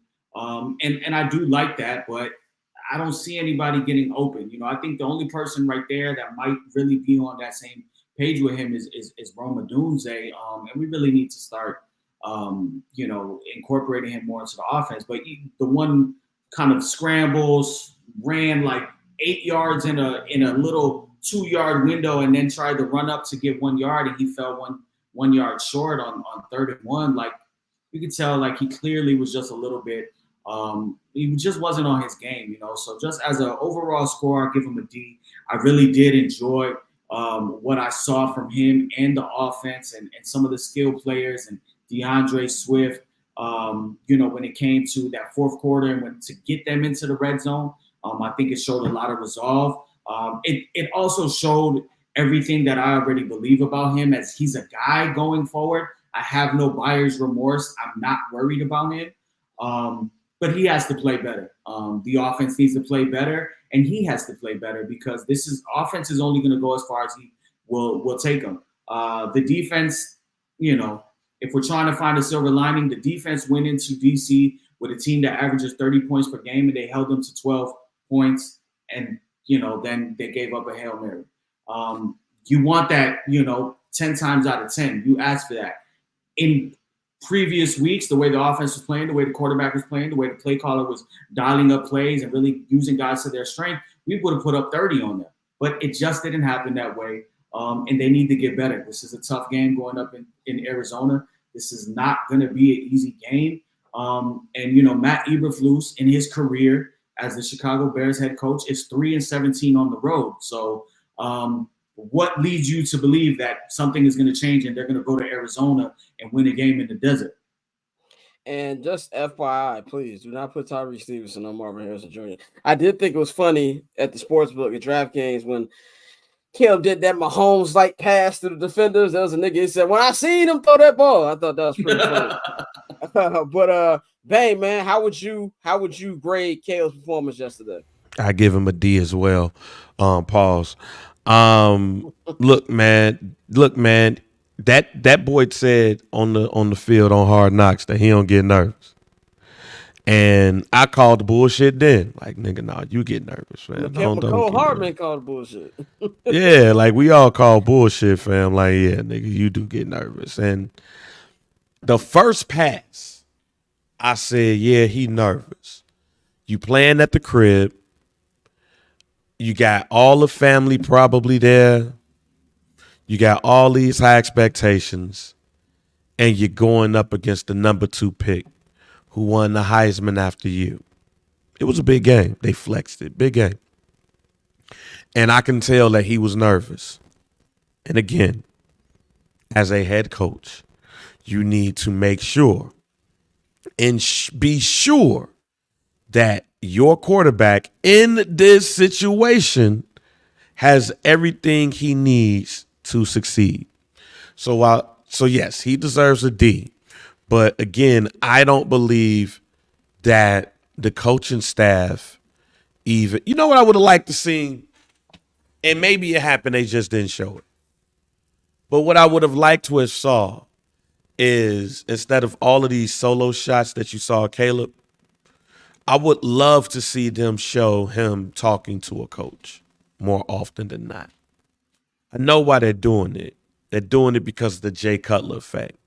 They really want to see my man's pay the tax of being a Heisman number 1 pick and got painted nails.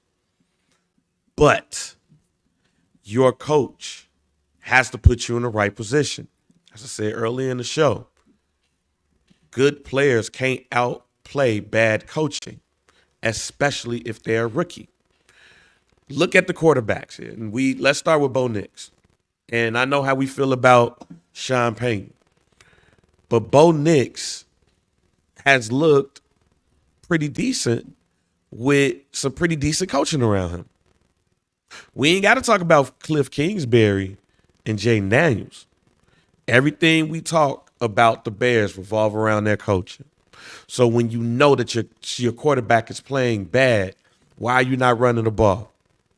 Why are you coming out of a touchdown, a 56-yard run, and the first thing you do, oh, shit, let me go ahead and throw this rock a little bit. Let me throw a little funky-ass screen a little bit just to do something different. Let me do all of these things to – no, fam.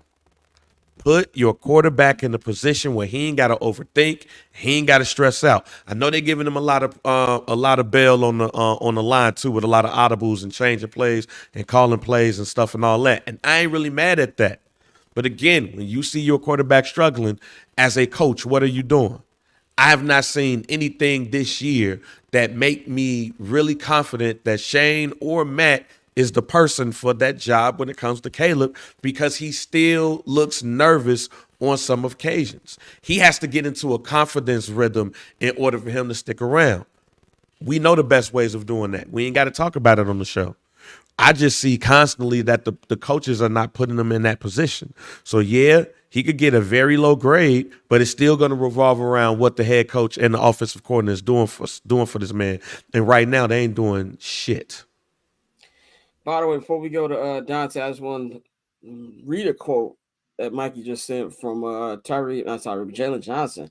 Just said on this is from Spiegel and Holmes. Not Spiegel, but Holmes and not Spiegel and Holmes. Spiegel and Holmes. So Jalen Johnson on his weekly spot on Spiegel and Holmes said he isn't personally going to share a message with Tyree Stevenson regarding his lapse on the Hail Mary because plenty others are addressing it. But Jalen did say, I'll be beating a dead horse.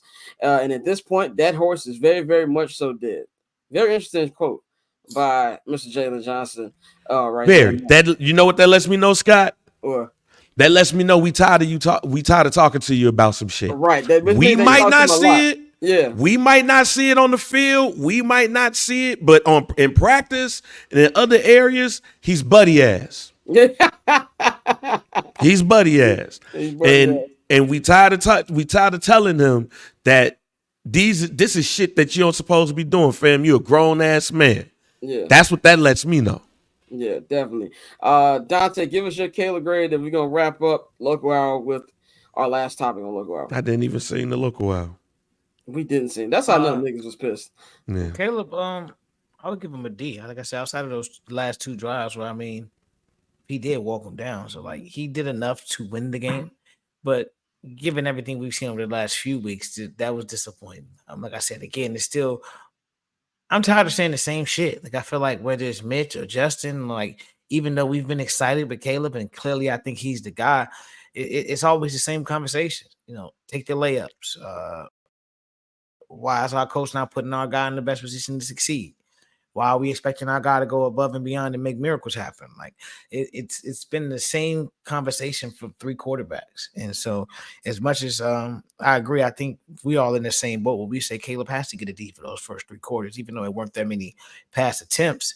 When you're missing guys that you've been hitting the last 3 weeks, when you're, throwing the ball, like we said in week 1, 200 miles an hour into the damn ground, like, it's like that's clearly on you. Like you're hyped up. And like, for a guy who's, presented himself as this cool, calm, collected quarterback, that's not always the case. And so I think as far as that game, I got to give him a D. But I mean, at the end of the day, this team does nobody any favors. And it's the guy I rarely agree with him. But when Colin Cowherd was like, he was like, it's early, but I'm getting the Andrew Luck vibes from Caleb, where he's great, but he's going to be on a team where they don't have the front office to actually put him in the best position to succeed. And until they fix that offensive line, and until we get some play callers and some coaches in here, and Bang, to your point, when you say you haven't seen enough sideline shots of him talking to the coaches, just go back to Hard Knocks. They don't know what the fuck they talking about. Like you remember when they would have the one-on-one conversations, and instead of Caleb being the one taking notes to rookie, it's Flus, the goddamn head coach, who's sitting there. Caleb answering the question. He's like, "Oh yeah, that's right. That's good." So it's like it's clearly a scenario where he's not. He's the coach, but he's not necessarily coaching Caleb. And I think that's why they went after Waldron, who was his personal QB coach. I think a lot of us wanted Cliff. We were excited about that potential. And we see what he's doing in DC. But nah, Caleb played bad on Sunday. But again, a lot of it goes back to they're not putting them in the position to succeed. I think too, where you just talking about how Flus was taking notes. I know everybody loves how Caleb takes command of the offensive line. But this nigga be damn near audible in every play. That tells me way more about the players coming through the headset than, oh man, that's great. Yeah. That's probably the question I have with that, man. But final topic of the local hour, and then we're gonna actually talk about then we're gonna get into overreaction Monday and go around the rest of the league. Pavy will be joining in about 35 minutes to talk basketball. But playoffs. This is we're in week 9 right now. This is officially look at standings season, I guess you want to call it. So I said this last week. I said on Friday that the Bears would have to go 3-0 for me to give them a shot to win the division. And by the way, I don't think anybody on the show, maybe I think Bang was the only one who picked them to win the division. I think actually Dante, I think you picked them to win the division too. But I know that me and Mikey, I know my brother on 7 at the house, we didn't pick them winning. No, I picked Detroit. You picked so it was only Bang who picked them to win the division. Yeah, fuck okay, yeah. So but I said in order for them to at least be in the playoff race, they've got to go 2-1 in this upcoming 3. I think this upcoming game against Arizona, of course, we'll preview it on Friday and on Wednesday on 79th and Hallis. That's going to be a lot tougher game than original. That team is now 4-4. They're in a 3-way tie for first place in the NFC West. And Kyler Murray, even though he can tweak off, he can still be really, really good. And Marvin Harrison is an animal. I won't say their playoff dreams are dead yet, but I do think that this gives them very, very, very little room for a mistake. And you don't want that with a team that is as badly coached as this. For me, they're personally on life support. They're on life support to me because not that I don't think they're going to win any more games. It's the coaching. Going forward, he's going to be the worst coach in every game they play, like by a large margin, especially in the NFC North. And that makes the gauntlet from hell even more intimidating because now you got 3 teams who know you. You know what I'm saying? Like, it's different when you got a team who don't know you and they can expose your weaknesses. You got 3 teams where division matchups, all the stats, they go out the window on division matchups. Like, even you saw yesterday, the Colts are not a good team. That game with the Texans went down to the wire because it is a division game and stats don't matter. So in every matchup against Dan Campbell, Kevin O'Connell, Matt LaFleur, Flus is going to be the odd man out. So that's why I feel they're on life support right now. And I mean, like, we might want to, send your regards type life support. Like, when you start bringing the preacher in and the family members into the rooms, this nigga finna die. Like, that's what I feel. I feel like I said on Friday, playoffs begin on Sunday. And yesterday was a massive blow, especially to a team you're probably going to be chasing because, like I said earlier, I don't know if the Commanders going to win the division. They're only a game up on Philly, and it looked like Philly started to get their stuff together, and neither team has played yet. So let's just say Philly does come back and win that division. You're going to be competing with a team like the Commanders who now have the tiebreaker over you. And if Commanders do win, you're going to be chasing a veteran team like Philly who knows how to win in November and December. So that's why, for me, they're not dead, but they are very much on life support. Flows, we think about the Bears' playoff chances at the current moment. I don't know if it's on life support. When before they lost, I would have said it's probably cautiously. I put it in a cautious phase where I say I'm not sure if they really playoff worthy or they'll make it, but things are looking up. As of right now, it took maybe 1 of 2 blows before I say, yeah, you're in life support. You're probably not going to make the playoffs. The issue is that it's as you said.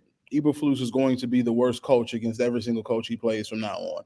They're going to be who have a better record or have proven themselves to be better at least this year. And that puts them in a bad spot. Not to mention, it's just a gauntlet of teams you have to play from now on. While the Arizona Cardinals can indeed tweak off, they have shown themselves to beat teams that are capable. And I think Kyler Murray is a fine quarterback. He's good. Nothing crazy, but he's good. And then you're gonna have to go against freaking your division twice in a row, and then Seattle to mix it up towards the end of the season. And that puts you in a really, really rough spot Don't because forget about the everybody Niners. Don't forget about the Niners too. Niners, Yeah. because everybody in the division is playing solid football. So it hurts their chances for sure. You have to literally win against Arizona, split against everybody, win against Arizona, split against everybody, and possibly beat Seattle for me to say, yeah, you're going to make the playoffs. That's a tough ask, especially with a division that's playing as well as NFC North. So as of right now, I'm not hopeful that they make the playoffs. If I had to grade it, they're probably like at a 60% chance, which is still high. They're less than that, bro. They're less. They're at 20% chance right now. I don't know about 20. That's a little. That's currently what they are at NFL.com, and there's 5 teams below them. Going into this game, they had like a 36% chance. If they would have won, it would have got like up to like kind of like 50. You said these are playoff chances. Yeah, so, right now their current playoff probability is 20%, and you have teams with the Bucks at 4-4 with a 48% chance, the Niners at 4-4 with a 56% chance, Seattle 21, the Rams 21. Like they're lumped in with really Seattle, the Rams. You know, it really did take a big blow. With all sets of data, the probability is determined on a subjective basis because you have to assume this is this equals that. And I don't agree with 20%. That's just way too damn low. Teach your words. Yeah, it's just way too damn low. Data in football is hilarious. I know some of these words. Data in football is hilarious because I don't believe in the vast majority of it because it's how do you get on his old school football rant. But you also Flows is right too, but also he's probably going to lead to the point, and I agree with. They're also taking into account that we have the hardest strength of schedule, with division games, we saw it, and I said it on the show last week when the Ravens went to Cleveland. Division games, you throw all that shit out because familiarity is there, and anything can happen. Right, and because it still is relatively early with those type of percentages, if we win 2 games, it might jump up to 62% or some shit. Right, so which is why I think the best narrative or the best data is when you don't have to put a lot of human subjectivity into it. It's like, yeah, you win this or it's not. It's even like when you see on ESPN.com when a game is going on and it says, oh, so-and-so has a 90% chance of winning. And then all of a sudden it's back down to 0 because you lost. It's all subjective. And so based on what I assume, maybe 60 is a bit high, I give a 50-50 chance to make the playoffs based upon, again, my own subjective opinion of what I think can happen in the near future.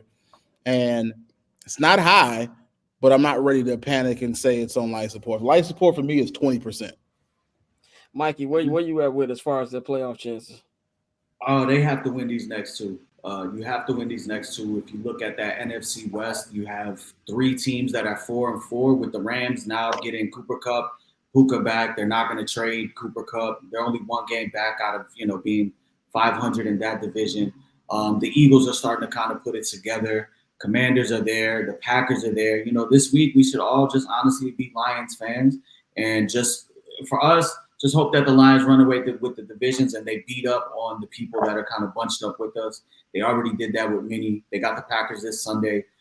Take care of business there, Detroit. But, I honestly, me, I'm very optimistic. I would love nothing more than to win this weekend. But I told you, they're 3-17 on the road under Matt Eberflus. The 3 quarterbacks they have beaten are Bailey Zappi, Sam Howell, and Joshua Dobbs. That's crazy. They're going up against Kyler Murray. They, Arizona Cardinals team that went on the road and beat the San Francisco 49ers, an Arizona team that went on the road to Miami and beat the Dolphins. They're pesky. Healthy Dolphins, by the way, with Tua. And this is a healthy Arizona Cardinals team. So they're cooking now. They're tied there in first place. They're going into their building. And Kyler Murray is a step up. And, I know last year we did beat the Cardinals when they came to Chicago, but that was playing in the elements. And Kyler Murray still had a pretty big game. So it's gonna be tough, but you have to win these next 2 games. I had said last week that I think they would be favored against the Cardinals and the Patriots, and that would be the only 2 games of the year that the Bears would be favorites. They are 1.5-point underdogs to the Cardinals on the road. So they're going to have to dig deep. They're going to have to play a complete full quarters, all phases. And, ask me next week after we see the results. But right now, I would say it's hanging on life support just because of how mediocre the NFC is and everybody being bunched up. Yep. Dante, what's your where you got their playoff chances at right now? I'm not gonna lie to you. I'm 70-30. We're not gonna make it the playoffs, and that is because I think Flus is a dumbass. I really think my homie, me and Justin, y'all know Justin, of course, but one of the friends of the family, Justin, he made a very good point. He was like, as long as Flus is the head coach, there's always a cap on his team. There's always be a ceiling. I'm at the point now where there is no, oh man, they might just go on a run and like I pretty much let my whole 12-win thing die unless some shit just change overnight, which is not going to happen. We know this team. So I'm going 70-30. They don't make the playoffs. So at this point, I really just I'm more concerned with Caleb's development and having him in one piece and prepared for his new head coach and new offense that he's going to get. So I'm 70-30. They do not make the playoffs. As disappointed as I was yesterday, Caleb's development has always been number one for me this season. Even I had him at 10-7, looking real 9-8, 8-9ish right now. But it's always been for me Caleb's development. Bane, take us home on this one, and then we're gonna wrap up the local hour. I'm still confident that the Bears can still make the playoffs. The NFC North is the best division, the most competitive, and they have had good success against one of those teams, actually the best team in the NFC North right now, which is Detroit Lions. They still have a winnable game next week against the Cardinals and also a winnable game against the Patriots. So they have to win those 2 games, though. But I do still have confidence not only in the Bears, but when we ask this question, we look at the teams around us. And I don't think that the tiebreaker-wise, we ain't got to worry about Washington because they're going to win that division. We got to worry about some of these other teams, and we've already beat some of those teams in non-divisional games. So if you could come out and take one from each of those teams, I think the Minnesota Vikings are the best chance of sweeping. Not saying it will, I say it's the best chance. I do think there's still a path for them to make the playoffs because of tiebreakers and division and what's going on in your division. It's going to be hard, but right now, in my opinion, and we kind of talked about that last week, the playoffs started yesterday, and we lost that first game. So with that being said, I'm not saying they got to win out and stuff like that, but they definitely have to get 5 more games to even be considered, and I think they can do that. 9-8 and 8-9 won't cut it this year. So Yeah, I don't think so. I think 10-7. I don't know how you get the 10 wins here.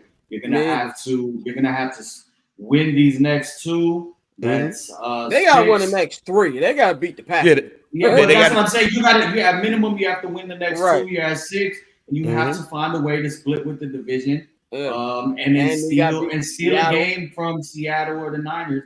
Yeah. I think that can happen. Yeah, but either way, you can only focus on who you play this week. And, we're going to learn a lot about this team. We're going to learn a lot about the players. We're going to learn a lot about the quarterback. Scott, you mentioned last week in private, you said that there's definitely a different vibe in the locker room and everybody's riding together. Well, you're going to see this week when you go up there what they're really made of and what, who's really about it, because it doesn't get any more demoralizing than that. You go from, being up and coming back from this improbable win where you should have lost by 30 and finding a way to now, losing in that fashion. It's gonna be really interesting to see how they come out Sunday. I'm definitely interested to see. We're laughing stock again. I'm definitely I mean, Tim Walz even talked about the Bears in his fucking press conference, whatever the fuck. He's like, fuck? Oh. Yeah, it was terrible. Yeah, but I'm definitely interested to see what the pulse of the building is gonna be like on Wednesday for sure, man. But that was the local hour. Was the local hour. There we go. Flows, thank you for joining us. Oh, this nigga just logged off. There we go. That's That nigga just logged off. But anyway, you He can said, follow man, I him. gotta get in traffic. Fuck y'all. You can follow him at Flows Annalini. 7 at the House. We'll be going live on Wednesday as we will preview the Arizona Cardinals game, man. We're going to take a quick 1-minute break. On the other side, we're going to get into Overreaction Monday, and we're going to talk some other football. Quick World Series talk. Game 3 kicks off in about an hour and 15 minutes, and then we will close out with Pavy. We're going to go a little bit into the first week of NBA basketball, which surprisingly, I watched a lot of hoops this past week. So we're going to get into that when we come back from the break.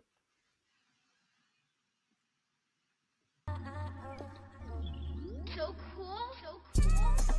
Triple double hat trick, I know the code too. Ice trade, go for trade, yeah we cold too. Getting paper on these player haters, old news. Money on the other line, so I'm not gonna hold you. Money on the other line, so I'm not gonna hold you. Money on the other line, so I'm not gonna hold you. Money on the other line, so I'm not gonna. Shout out my brother Illy. I just really love our theme song. Like, every time I hear it, I just really, really like that song, man. But let's get an Overreaction Monday, man. Week 8 in the NFL is going to conclude tonight. We got Russell Wilson and the Pittsburgh Steelers in primetime once again, going up against the New York Giants. Not a good team. They got a good defense.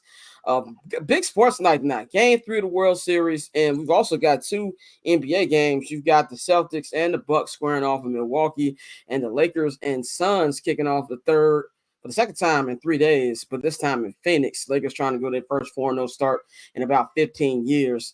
I don't understand why both of these matchups are on NBA TV, but Adam Silver don't know what the hell he's doing, so I digress. Let's get into it. When it comes to Overreaction Monday, I got a couple overreactions here. First one I'm gonna start. If I don't know if Commander fans are still watching, but we're gonna actually talk about your team on not Bears related. Are the Washington Commanders 6-2 right now? Got an improbable win. Jaden Daniels is playing really, really well. Dan Quinn, who, by the way, I'm gonna keep saying this because Dante cussed me out when I said I wanted Dan Quinn to be head coach, who I would have hired a couple of years ago. I was wrong, man. Damn. Like, damn, I was wrong. Is that what you want me to say? I was wrong. Okay. Yes, that's what I wanted you to say.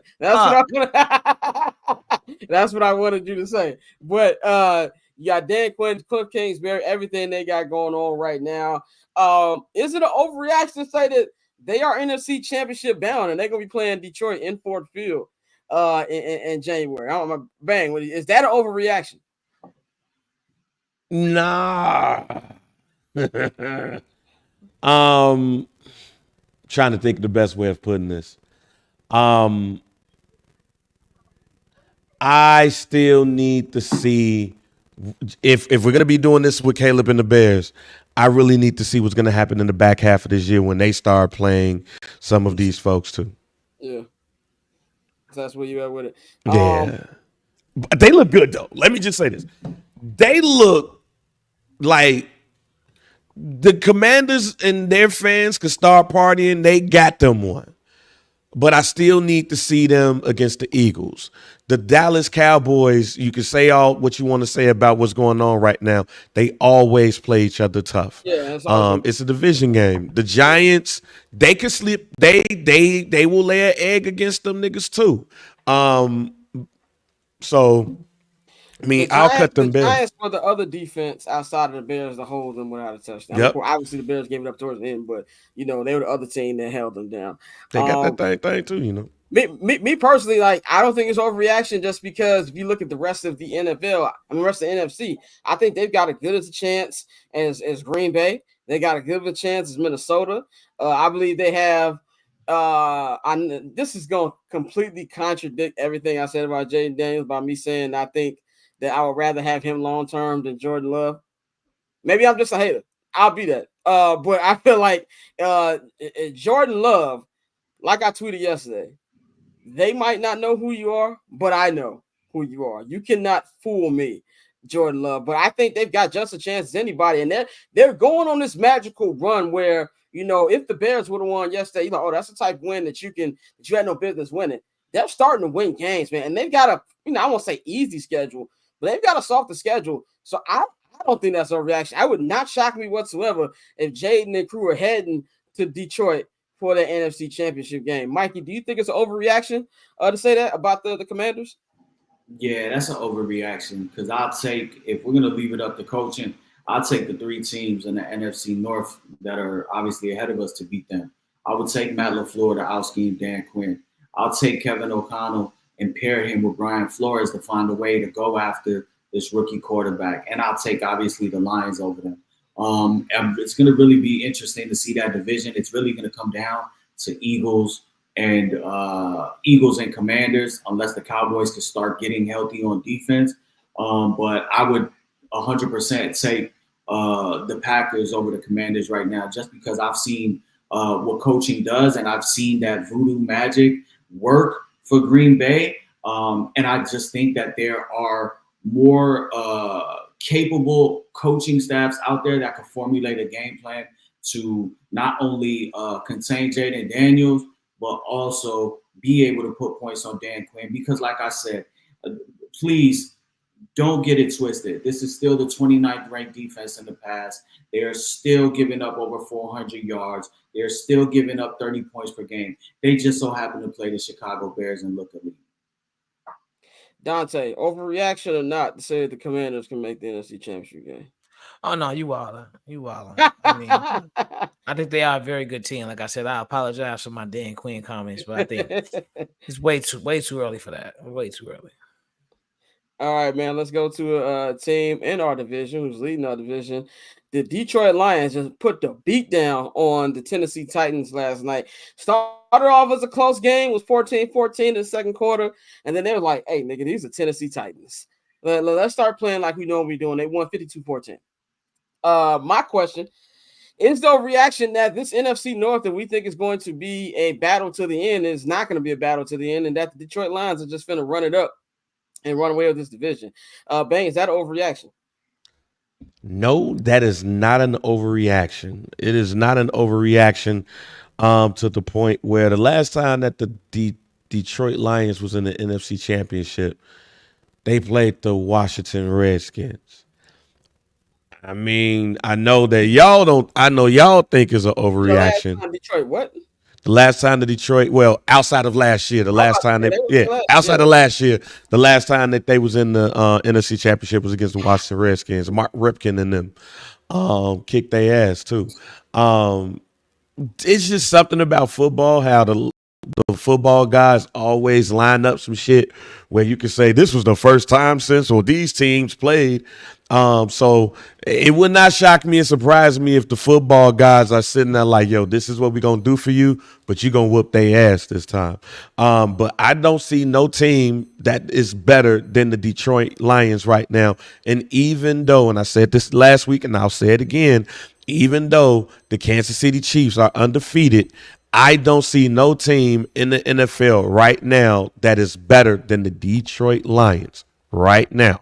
We thought that the Kansas City Chiefs was going to whoop the shit out of the Raiders because of the shit that they said about Patrick Mahomes, and then plus all of the other shit.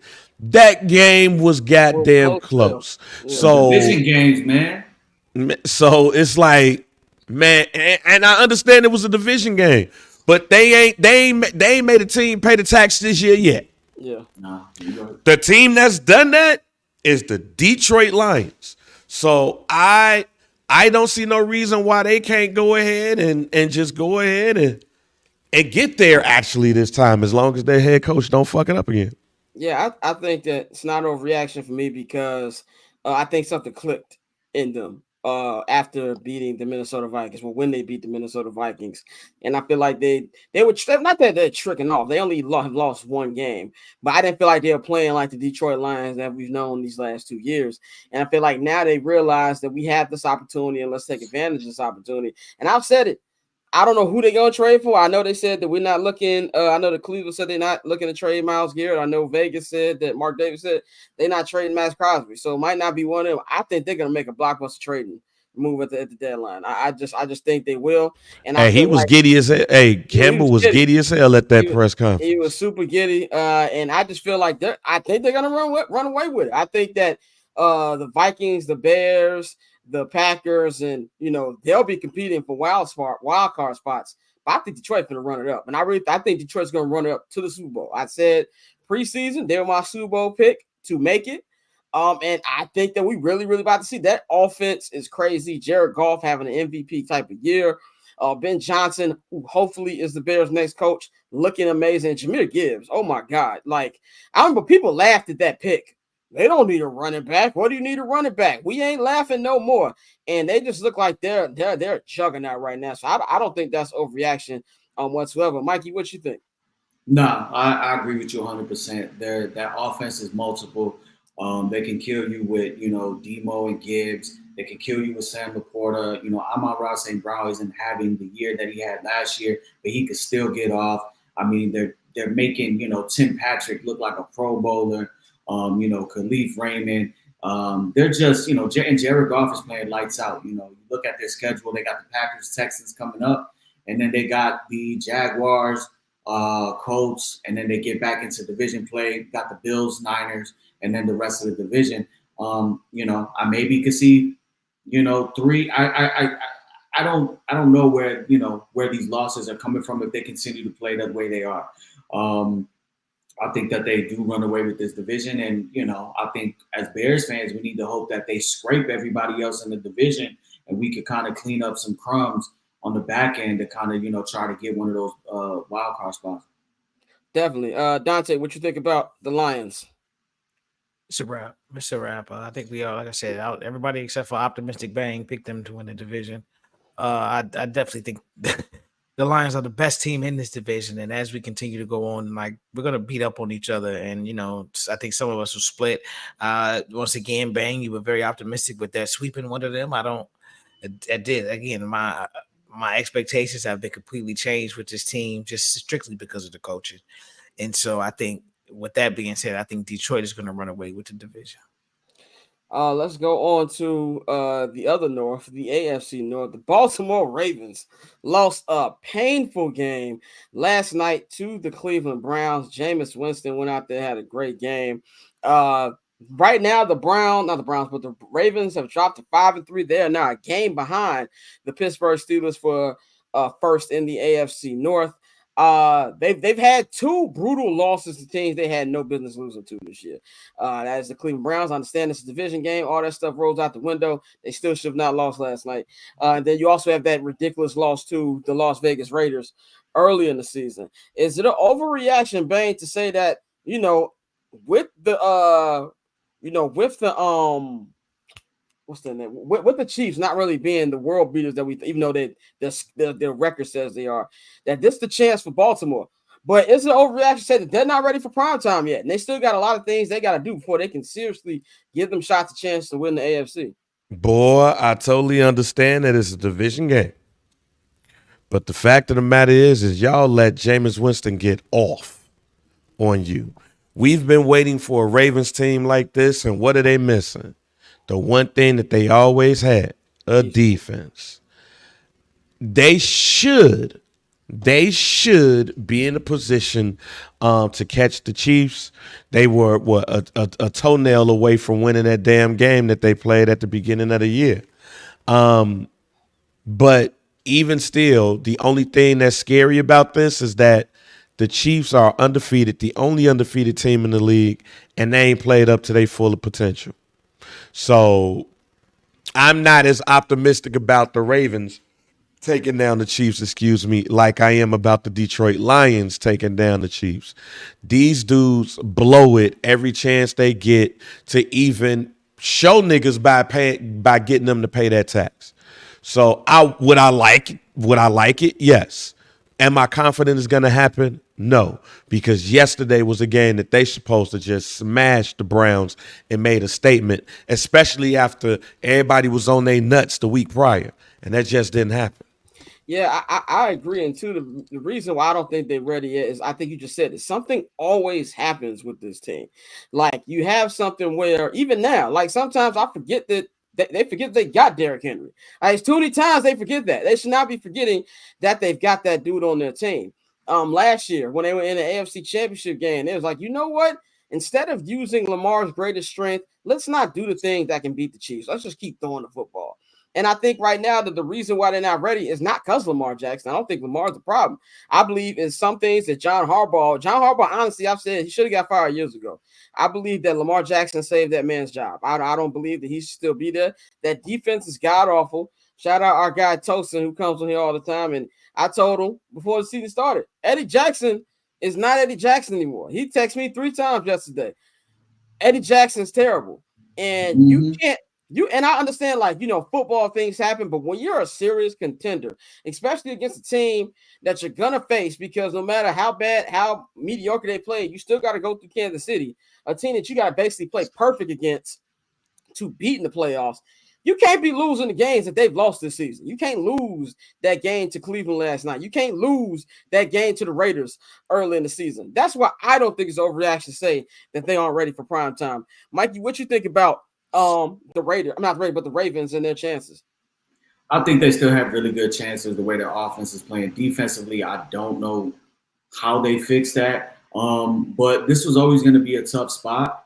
You're coming off a short week. They did just play on Monday Night Football. You go into Cleveland to play a division game. They have some newfound confidence, with Jameis Winston being out there. The Browns have always kind of played Lamar kind of tough. So I'm not really going to overreact too much on this one. But the defense is nasty. And, I'm sure the Bills are licking their chops to get to run their fade back. And I promise you, the Chiefs will be much tougher when they play them, if they line up with them in the playoffs than they were, week 1. So they need to tighten up on defense, honestly. Dante, go ahead. I mean, we always come back to this, and I hate nitpicking like this. But I think we're at a point now with Lamar when you get all of the personal accolades, it gets to a point where, all right, now you just have to cross that final plateau of winning a Super Bowl. Everything else is irrelevant. We've seen him be successful in the regular season. We've seen him be the best player on his team in the regular season. We've also seen them lose games in the playoffs that we feel like they should have won. So I think at this point, until I see it, I can't say it's an overreaction. I don't think they're ready until they show us that when it's times to go, into Arrowhead or come up against Pat Mahomes, that they're gonna be able to take care of business. Because so far we haven't seen that, and so I don't think it's an overreaction at all. Final overreaction topic. Then I know we'll get bang out of here, and then we're gonna talk some World Series. Aaron Rodgers. If there's anything now, I feel like Denzel. I'm leaving here with something. And no matter how bad the Bears played yesterday, I'm leaving here with something. What happened with Mr. Aaron Rodgers and the Jets yesterday? They are officially 2-6 now. They're 2-6, lost to the New England Patriots, a New England Patriots team that did not have Drake May, because Drake May left, I think it was with a concussion earlier in the game, and they lost 25-22. You have Aaron Rodgers. He went 17-28, 2 touchdowns, no interceptions, but they just couldn't get it done against this team. And now they're in last place in the division. Playoffs is wrapped. They're not making the playoffs. And it really looks like this entire experiment was a failure. And it also looks like that the Packers might be getting a pick.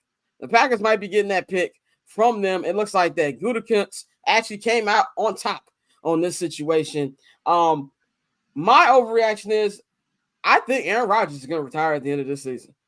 I think he's going to retire. He's a sucker. We know he's not going to keep dealing with this. He doesn't look like a guy who's going to stay in it for the long term. Now, I also feel like this is something where he's going to keep blaming other people because he doesn't know how to take accountability himself.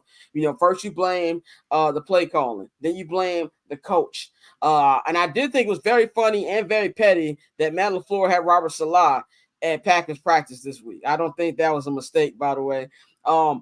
And now you even asked for Devontae Adams. You got Devontae Adams, and y'all the same niggas as the Raiders. And actually worse because y'all had way more high expectations than the Raiders. That's my overreaction. I think at the end of this, it's going to keep going the way it's going. I think he's going to be up out of there. Overreaction to say that Aaron Rodgers is going to hang up the cleats after the season. No, it's not an overreaction because he's thought about that before. He thought about that when he was playing good. He said that if he didn't go to the Jets, he probably would have retired. He tears his Achilles last season after what 2 minutes on the field, and then now you come back and y'all 2-6. The team was better with Zach Wilson than they was with you, and you clearly are a shell of your former self. Man, look, as much as I hate Aaron Rodgers and as much as I am happy to see what I'm seeing right now, I can say that I don't think dude want to be Johnny Unitas with another team. I don't think he want to be or be looked at like Joe Montana with the Rams. I think Johnny Unitas was with the Chargers or some shit. Like he wanted to be Tom Brady. He wanted to be Peyton Manning. And I think this is a something that we can talk about from years to come.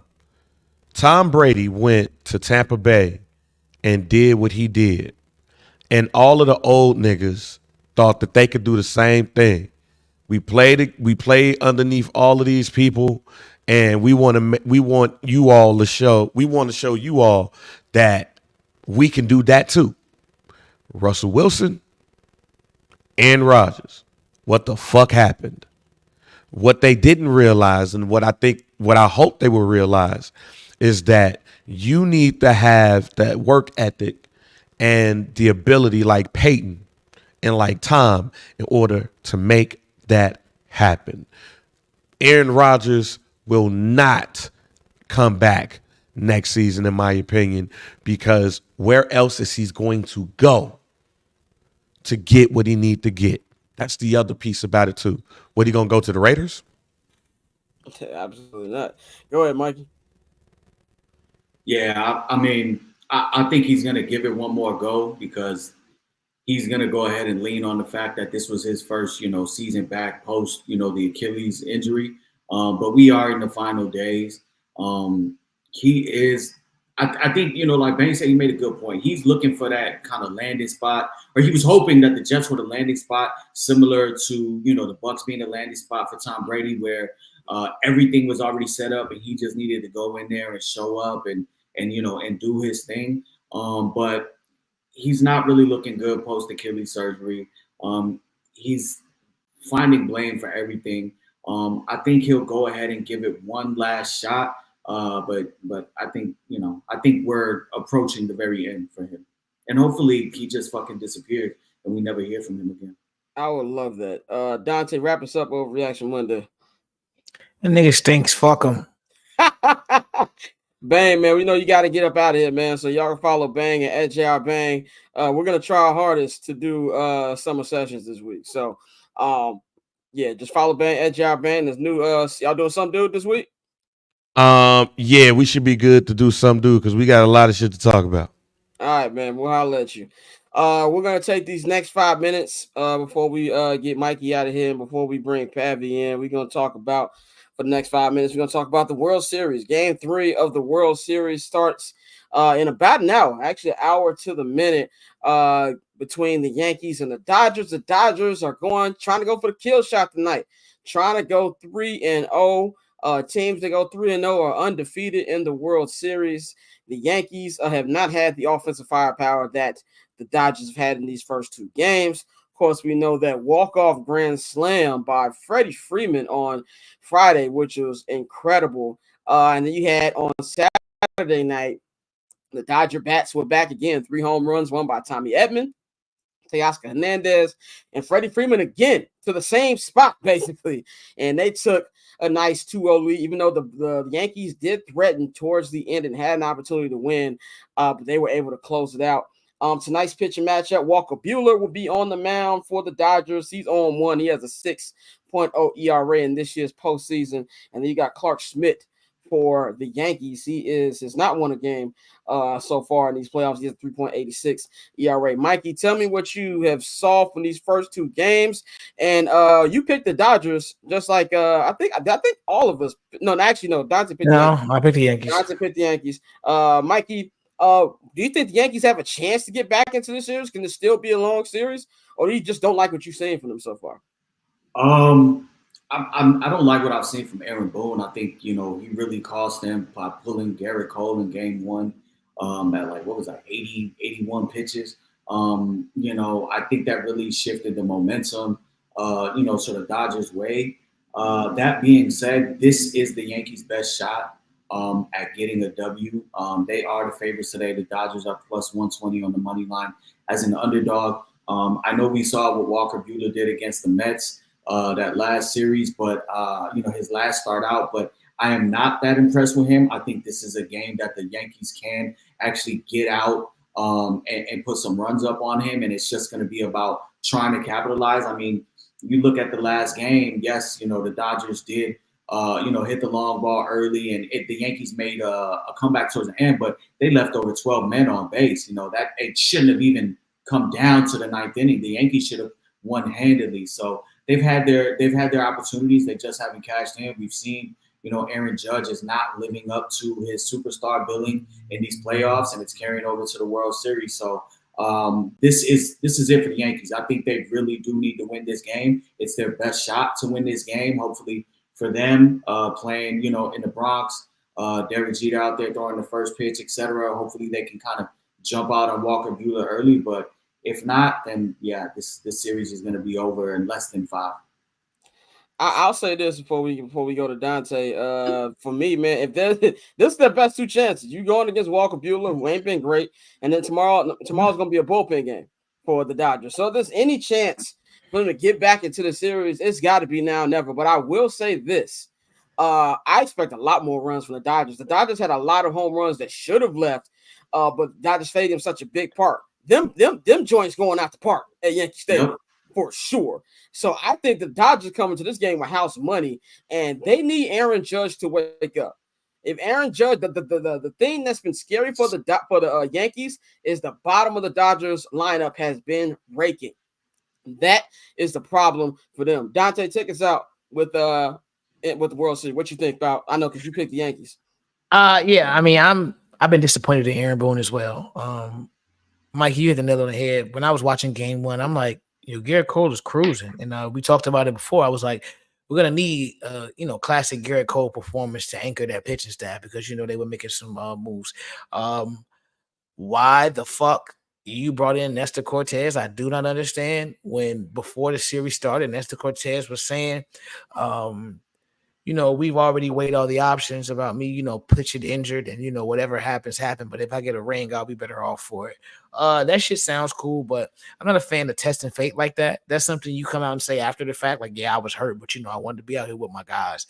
Like when you set the tone like that and they brought him in the game when I said, oh, no, he's fooled. Like I knew that was a wrap. So, and let's be real, Ohtani would have taken him deep that first at bat. He just got a little bit jammed. But that was 93 miles per hour down the dick right there. Ohtani was just so he was thirsty to give it up. Yeah, he was gonna give it up. And so, I agree. This is must win tonight. And Aaron Judge, brother, you are under surveillance. You are all this regular season. I don't give a fuck if you hit 82 home runs in the regular season. Why is it that every time it starts to matter, y'all pull out them turtlenecks and suddenly you can't hit a fucking fastball? I don't understand.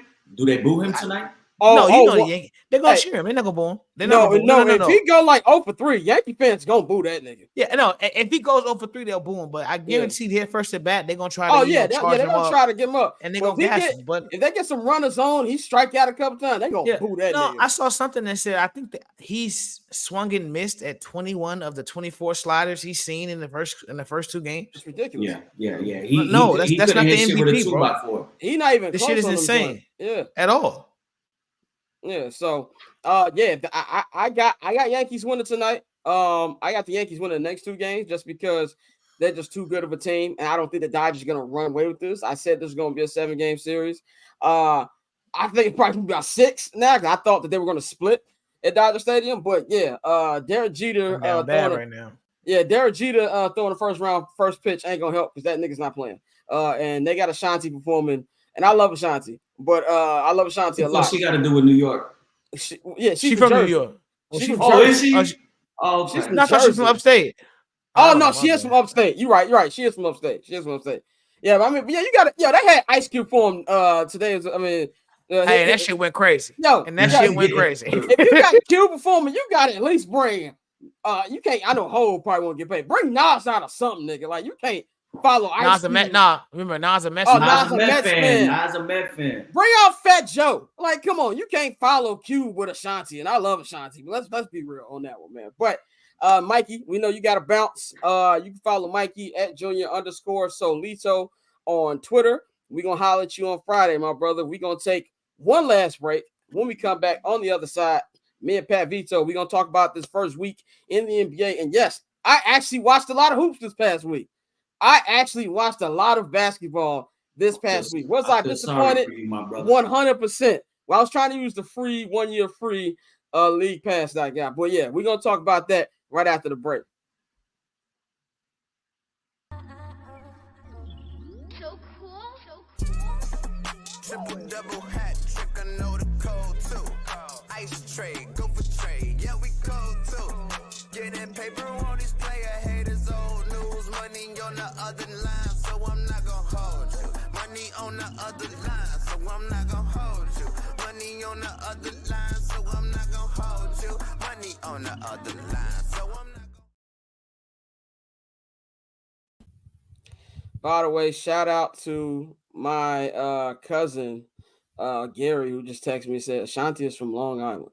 So I knew she was from somewhere in New York, man. But we are here, weekend in the association with Pat Vito, man. We're going to spend these next 20 minutes talking about the first week in the NBA. You can follow Pavy at Pavy World on all social media platforms. One half of Hoops and Brews. Pav, how you feeling, my brother? My lower half of my body is compromised, but other What than that, I'm happened? fine. Honestly, bro, I need to stop walking around in certain footwear because like my Yes, foot you is do. on fire right now. Okay. Like I'm walking like 75 Bill Walton. But other than that, it's Yeah, all you love. don't want to walk like that. Other than that, it's it's all love. We here. Where were you when the towers crashed last night with the Bears losing to So here's what happened. So all right, so I was basically a shell of myself from the day before. So I'm still in bed, right? I didn't watch the early games, but like I watched the whole Bears game.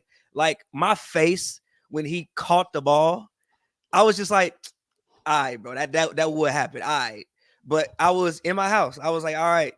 Because remember, I texted chat immediately when it happened, like, all right, bro. But I was at home. I didn't even remember the text. I blacked out that moment. I never seen an entire sports book just go silent. Like everybody sat at the table for like 20 minutes before anybody moved. Because it shouldn't happen, man. Like, what are we doing? That never happens. Somebody said in the chat, Pat, have you been to a Clippers game yet? If so, what's the status of Papa Macheke? What's that? I don't know what that is. I have no idea, but I haven't. I plan to go whenever the next game. Oh, you meant Paper Macheke. You meant Kawhi Leonard. Yeah. Oh, nobody knows. Yeah. Nobody knows. Nobody knows. He don't know when he playing. He don't even know. But let's get into it, man. First week is in the books.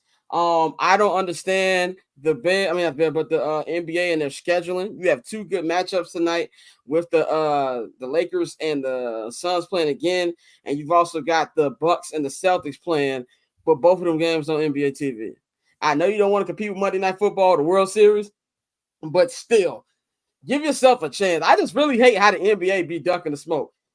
Still have TNT on Thursdays, bro. Like, there's still fans who don't want to watch Colts and Jaguars. You know what I'm saying? Like give another option. But what has been some of the observations you've seen from this first week?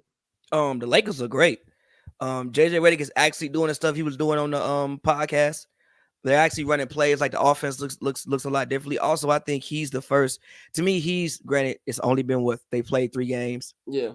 So like the next 79 can go 70, however many can go completely different. But they're actually playing through Anthony Davis. Like, I mean, if AD gonna play this way, I'm not saying he gonna win no award, but Anthony Davis is gonna get a lot of MVP votes if this the way he gonna play all season. And again, if he stays healthy, he gonna get a lot of MVP votes. So the Lakers look great. The Boston Celtics look again determined still. like I said, I don't think I've seen a team win a championship ring and be as disrespected or still have as much to prove since the 14-15 Warriors. And you saw how the 14-15 Warriors turned out when they went 73-9 the next season. Not saying they're going to do that, but I just think that this team looks a different level of determined. The Nuggets, I don't want to say they look broken because it's game 3, but they ain't really came out like gangbusters. They ain't look great. They got a Jokic out here dropping 40, 10, and 10 and then losing to the Clippers. Now, the Clippers actually, they don't look terrible. Like, I think that if, Harden can continue this play that he's having, obviously they're not going to win a championship, but I do think that they can at least be like a 7-8 seed.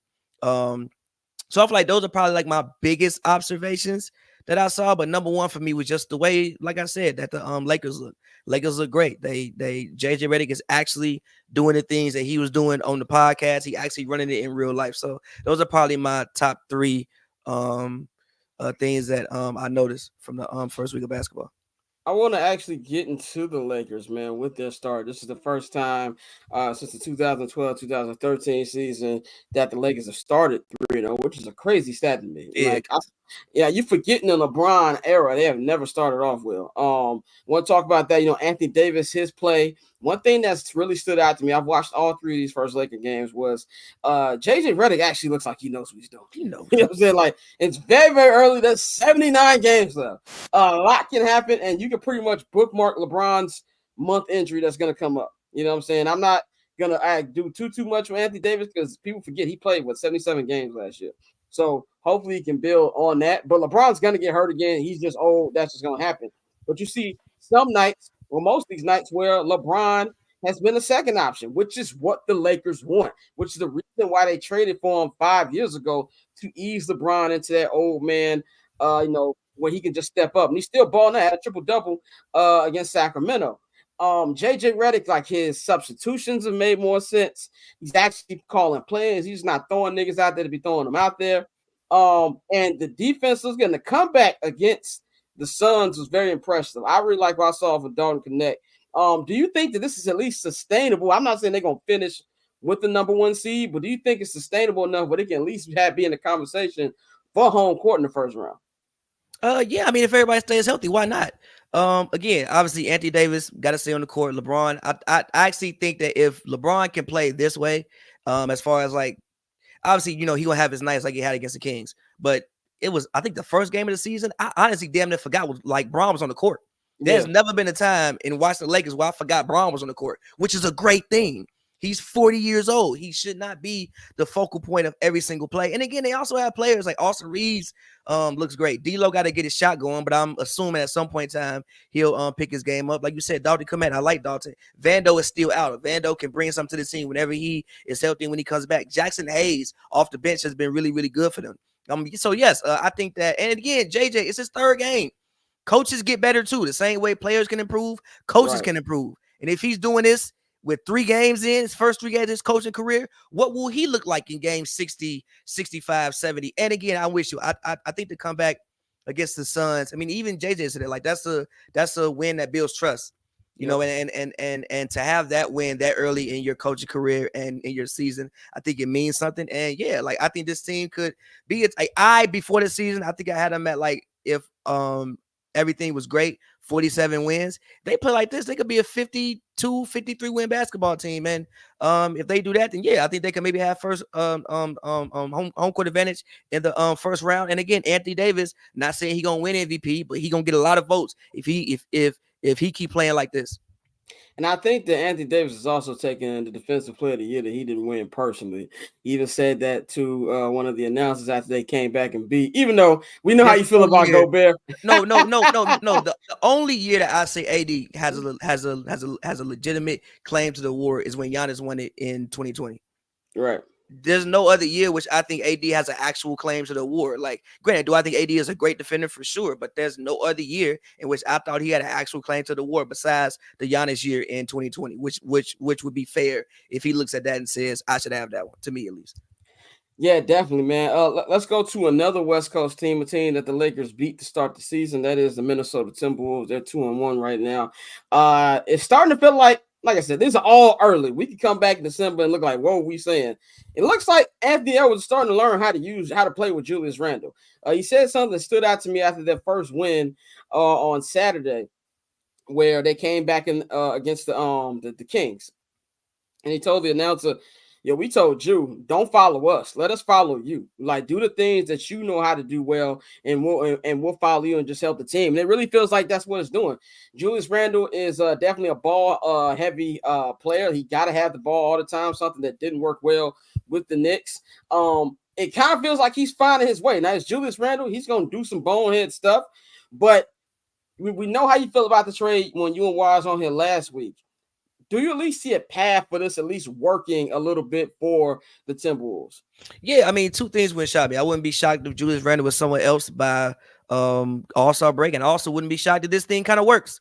Number one, he's a cheaper option than Cat. Two, also, yes, I know Cat is a much better three-point shooter, but Randle isn't terrible. And I think that in the playoffs, because he won't be the number one option, I think his one-on-one offense will come in handy at times. And maybe they won't go through some of the same. Granted, it's not going to be pretty, but I think his one-on-one offense will come in handy at times, especially when Anthony Edwards is either tired or is not on the court. Also, he still does get you 10 rebounds. He hustles. He plays hard. I thought the first game he was a little bit discombobulated. I watched the Kings game. I think they were like the first teammates to have 35 and 5 like ever or something like that in like the same game. So yeah, I think it can definitely come along. And again, I think outside of Julius Randle, I think the biggest pickup to me was Dante DiVincenzo, because Conley's probably going to miss some time at some point because Conley's 36, 37 years old, meaning Ant is going to be playing a lot of point guard, meaning you need somebody else in that backcourt with you. And I think Dante DiVincenzo, especially with the way he can shoot the ball,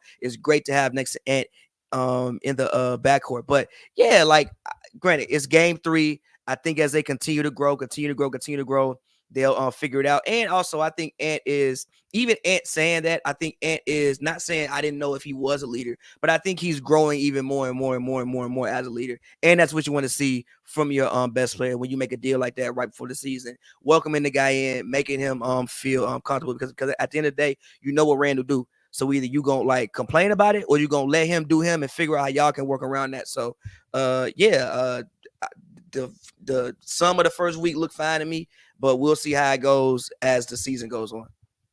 The Boston Celtics shot 63 pointers on Tuesday. Tried to hit 30 of them for the record. They stayed at 29. It's kind of like a two-part question that kind of revolve around the Celtics. I think my first part about it would be with the Celtics. Do you think they just have like another gear? You don't want to overreact too much to the first game, but it really just felt like it really felt like the Knicks. Like it was kind of like a reality check. Like, you're not in this class of basketball team yet. And the second part of that question is, Nick Wright said something where he feels like this style of basketball for the NBA is going to get worse and worse, and the NBA puts them in a tricky situation where people are going to get less and less interested because of what you saw with the Celtics on Tuesday. I mean, as far as the second part, like, I feel him, and like, yeah, nobody wants to see somebody just sit out there and take 65 threes, but at the same time, the Celtics won the championship doing that. And also, I don't think it's at the level yet where we see every team in the league just hoisting up 65 threes. If it gets to a point where we see every team just hoisting up 65 threes, okay, that's a little bit insane. But every team doesn't even have the personnel like the Celtics have to be able to have 5 guys that can, for the most part, all play 5 out and all shoot probably above 35% from 3. Most teams don't even have that personnel. So I feel them. Nobody wants to see somebody go out there and shoot like. Well, I don't want to say nobody, because I don't know what the kids want to see. I have no idea what the kids want to see. I know in my era, we came from a lot of, but at the same time, 3-point specialists. Yeah, but but at the same time, did we really want to watch early 2000 basketball? No, I remember. I want a healthy balance. Yeah, I want a healthy balance. Early 2000 basketball is disgusting. So I'm just saying, I think everything comes and goes, ebbs and flows, and we always have a tendency to complain about what we're seeing right now. So I mean, I don't know. But as far as how the Celtics look, I said this on the pod I did. I think they could 3-peat. I think this is when I look at everybody and I look at the guys, for the most part, I think Jaylen Brown 28, Jason Tatum 27, KP just turned 30. Obviously, with KP is about staying on the court. He are right now, but it's about him actually staying on the court. He just turned 30. I know you probably have to find a replacement for Horford at some point because he's 38, 39 years old. How much longer can he really do this? I think Drew is 34. I think Derek White is 29. Basically, what I'm saying is all their guys are still pretty much in their prime outside of Al Horford. And I think these guys can still get better. I think Jason Tatum has another level he can go to. I think Jason Tatum could be more efficient. What if Jason Tatum can come out here and do 50, 40, and then close to 90? That's the only thing that's holding him back for me is him being if he is more efficient, it's scary for the league. You know what I'm saying? If Jason Tatum stopped having the cool moves thing that you always accuse me, it can get really, really scary for niggas. Like literally, you got your two wings. They still young. Also, they play every game. For the most part, these guys don't be hurt. Jason Tatum, for the most part, play every game. Brown play every game. Like I think if I had to put money on anybody repeating, I'm gonna put it on the Celtics. And dare I say it, like I said, I think we could be looking at a team that could possibly three-peat. When I look at all the guys, like I said, they all still young. Only person you had to replace is Horford, and these guys still have room to grow and get better. And also, like I said, I've just never seen a team more disrespected after winning the championship than their main two guys were. So yeah. Final question for you, man. I want to talk about the two guys who you can probably say number one, number two, at the worst top three players in the league. That's Giannis Antetokounmpo and Nikola Jokic. It kind of feels like not exactly in the same situation because Giannis' contract is a lot different than Jokic. He can get up out of there if he wants to, like in a year. And his comments on that sounded really, really interesting. So, they can always trade me if they want. It kind of feels like this nigga setting up an exit to get out of Milwaukee. I did not like how they played on Saturday. You should never lose to the Chicago Bulls like at home. Have Zach LaVine played as well as he did. You had Kobe White play as well as he did. The whole team. Like the Bulls hit 21 threes. That should never happen. And still feels like they don't really know what they're doing as a team.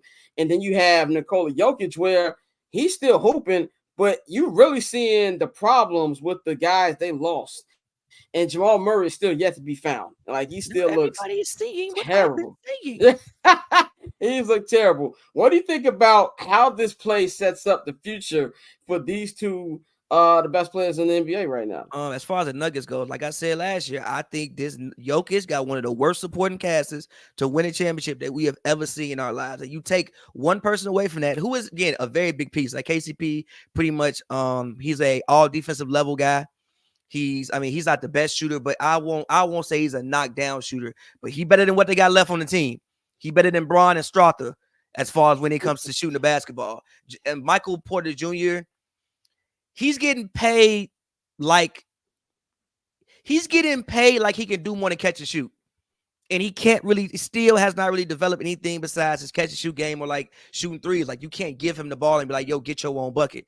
So, and if Jamal Murray's going to play the way he's been playing, granted, like I know he's had some injuries, started to do some things, but if he's going to be like that was your other guy who you can get a ball and be like, yo, go get a bucket. Really the only other person on the perimeter that they have that you could go do that. And then you add Russ in. Shout out Russ, but the problem with Russ is we don't have no shooting. Jokic even went up there post-game, after game one. He said, yeah, besides Porter and Murray, we can't shoot. We all streaky.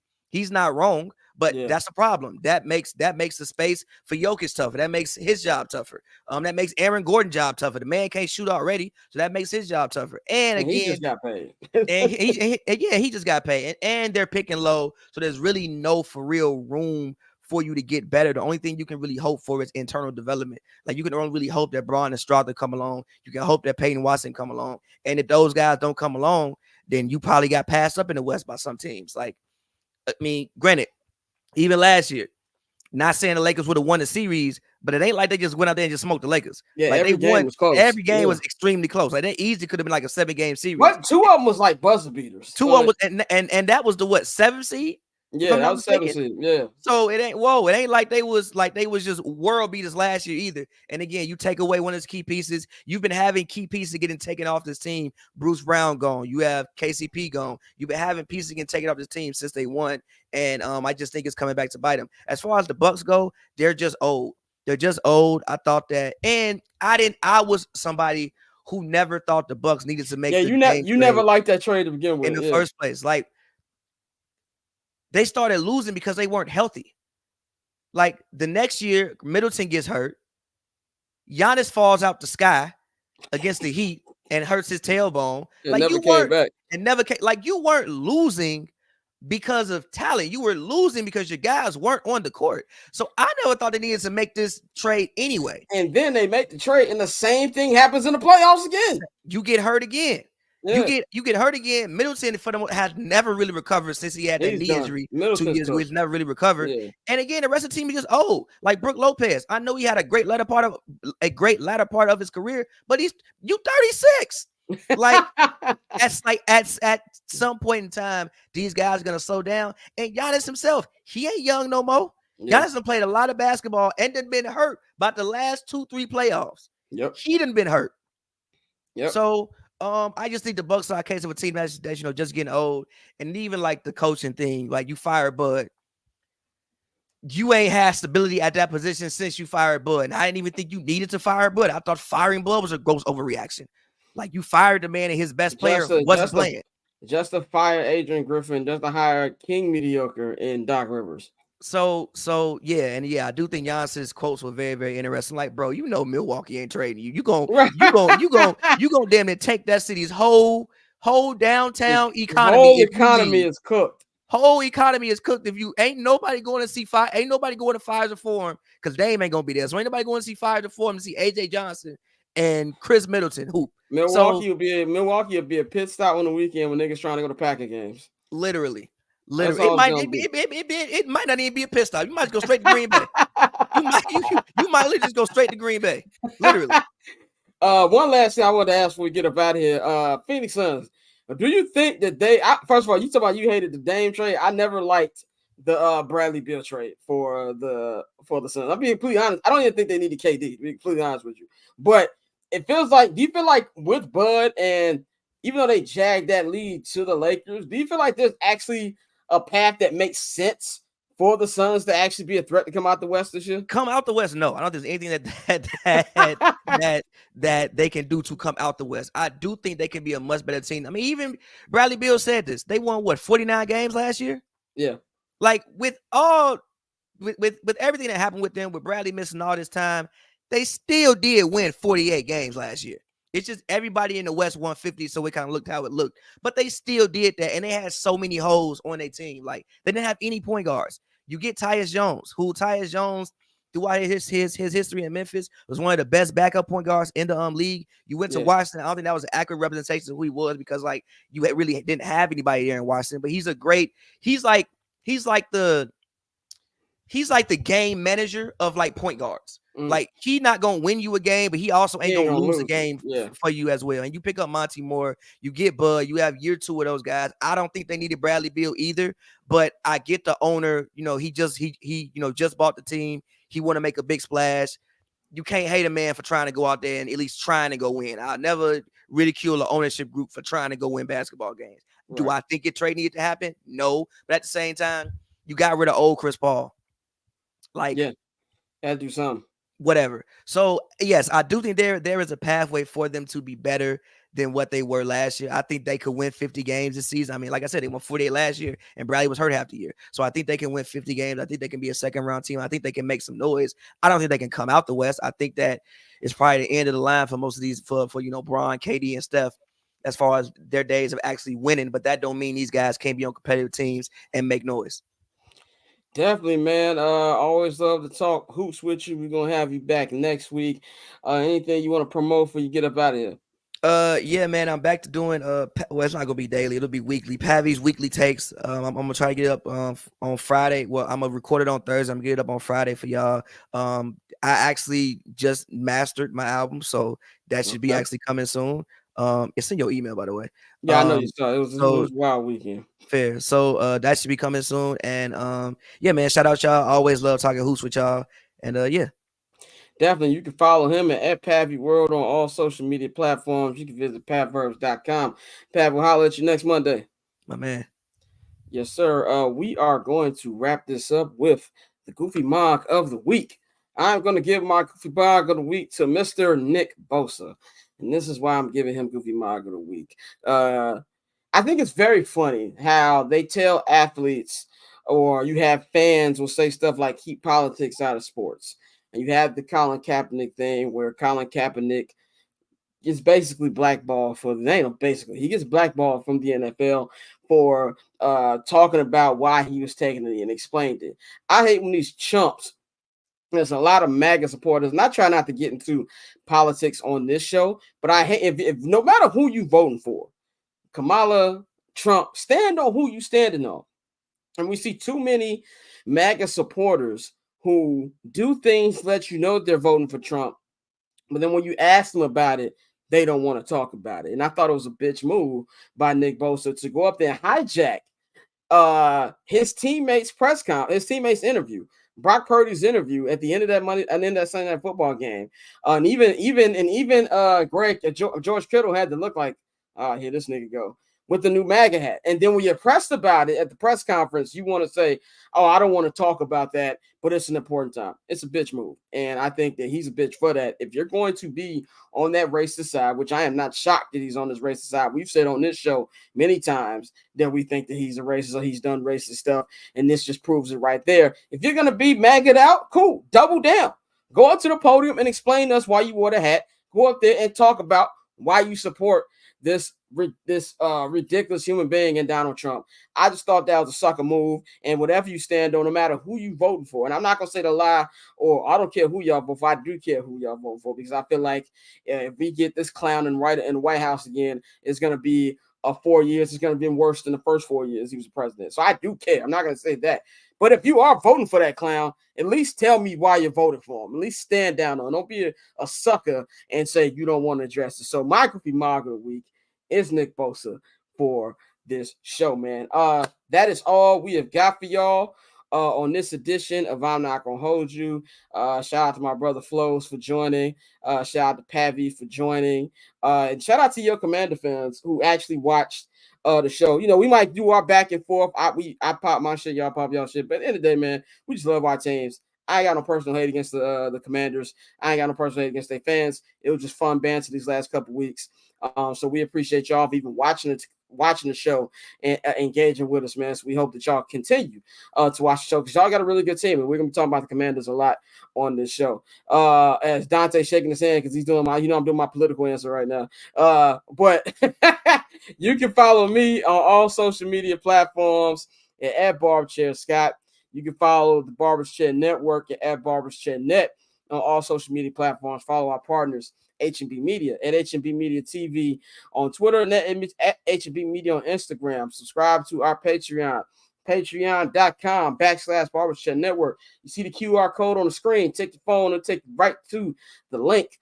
Got 4 different tiers. I know I've been saying it. We've been trying to do summer sessions for weeks. We're going to finally actually do it this week. We ain't doing one in a month. We got so much to talk about. And if you subscribe to the Barber's Chair All Access tier, you get a 25% off code for your first order at the Barber's Chair Network merchandise shop. That is bcnetshop.com, man. So got a big sports night on deck. Monday Night Football is about to come on. Steelers and Giants in Pittsburgh. Game 3 of the World Series kicking off in the Bronx in about 20 minutes. And you got 2 big NBA matchups on NBA TV. You got the world champion Boston Celtics taking on the Milwaukee Bucks. And you got the Lakers taking on the Suns in the nightcap, man. So y'all enjoy this.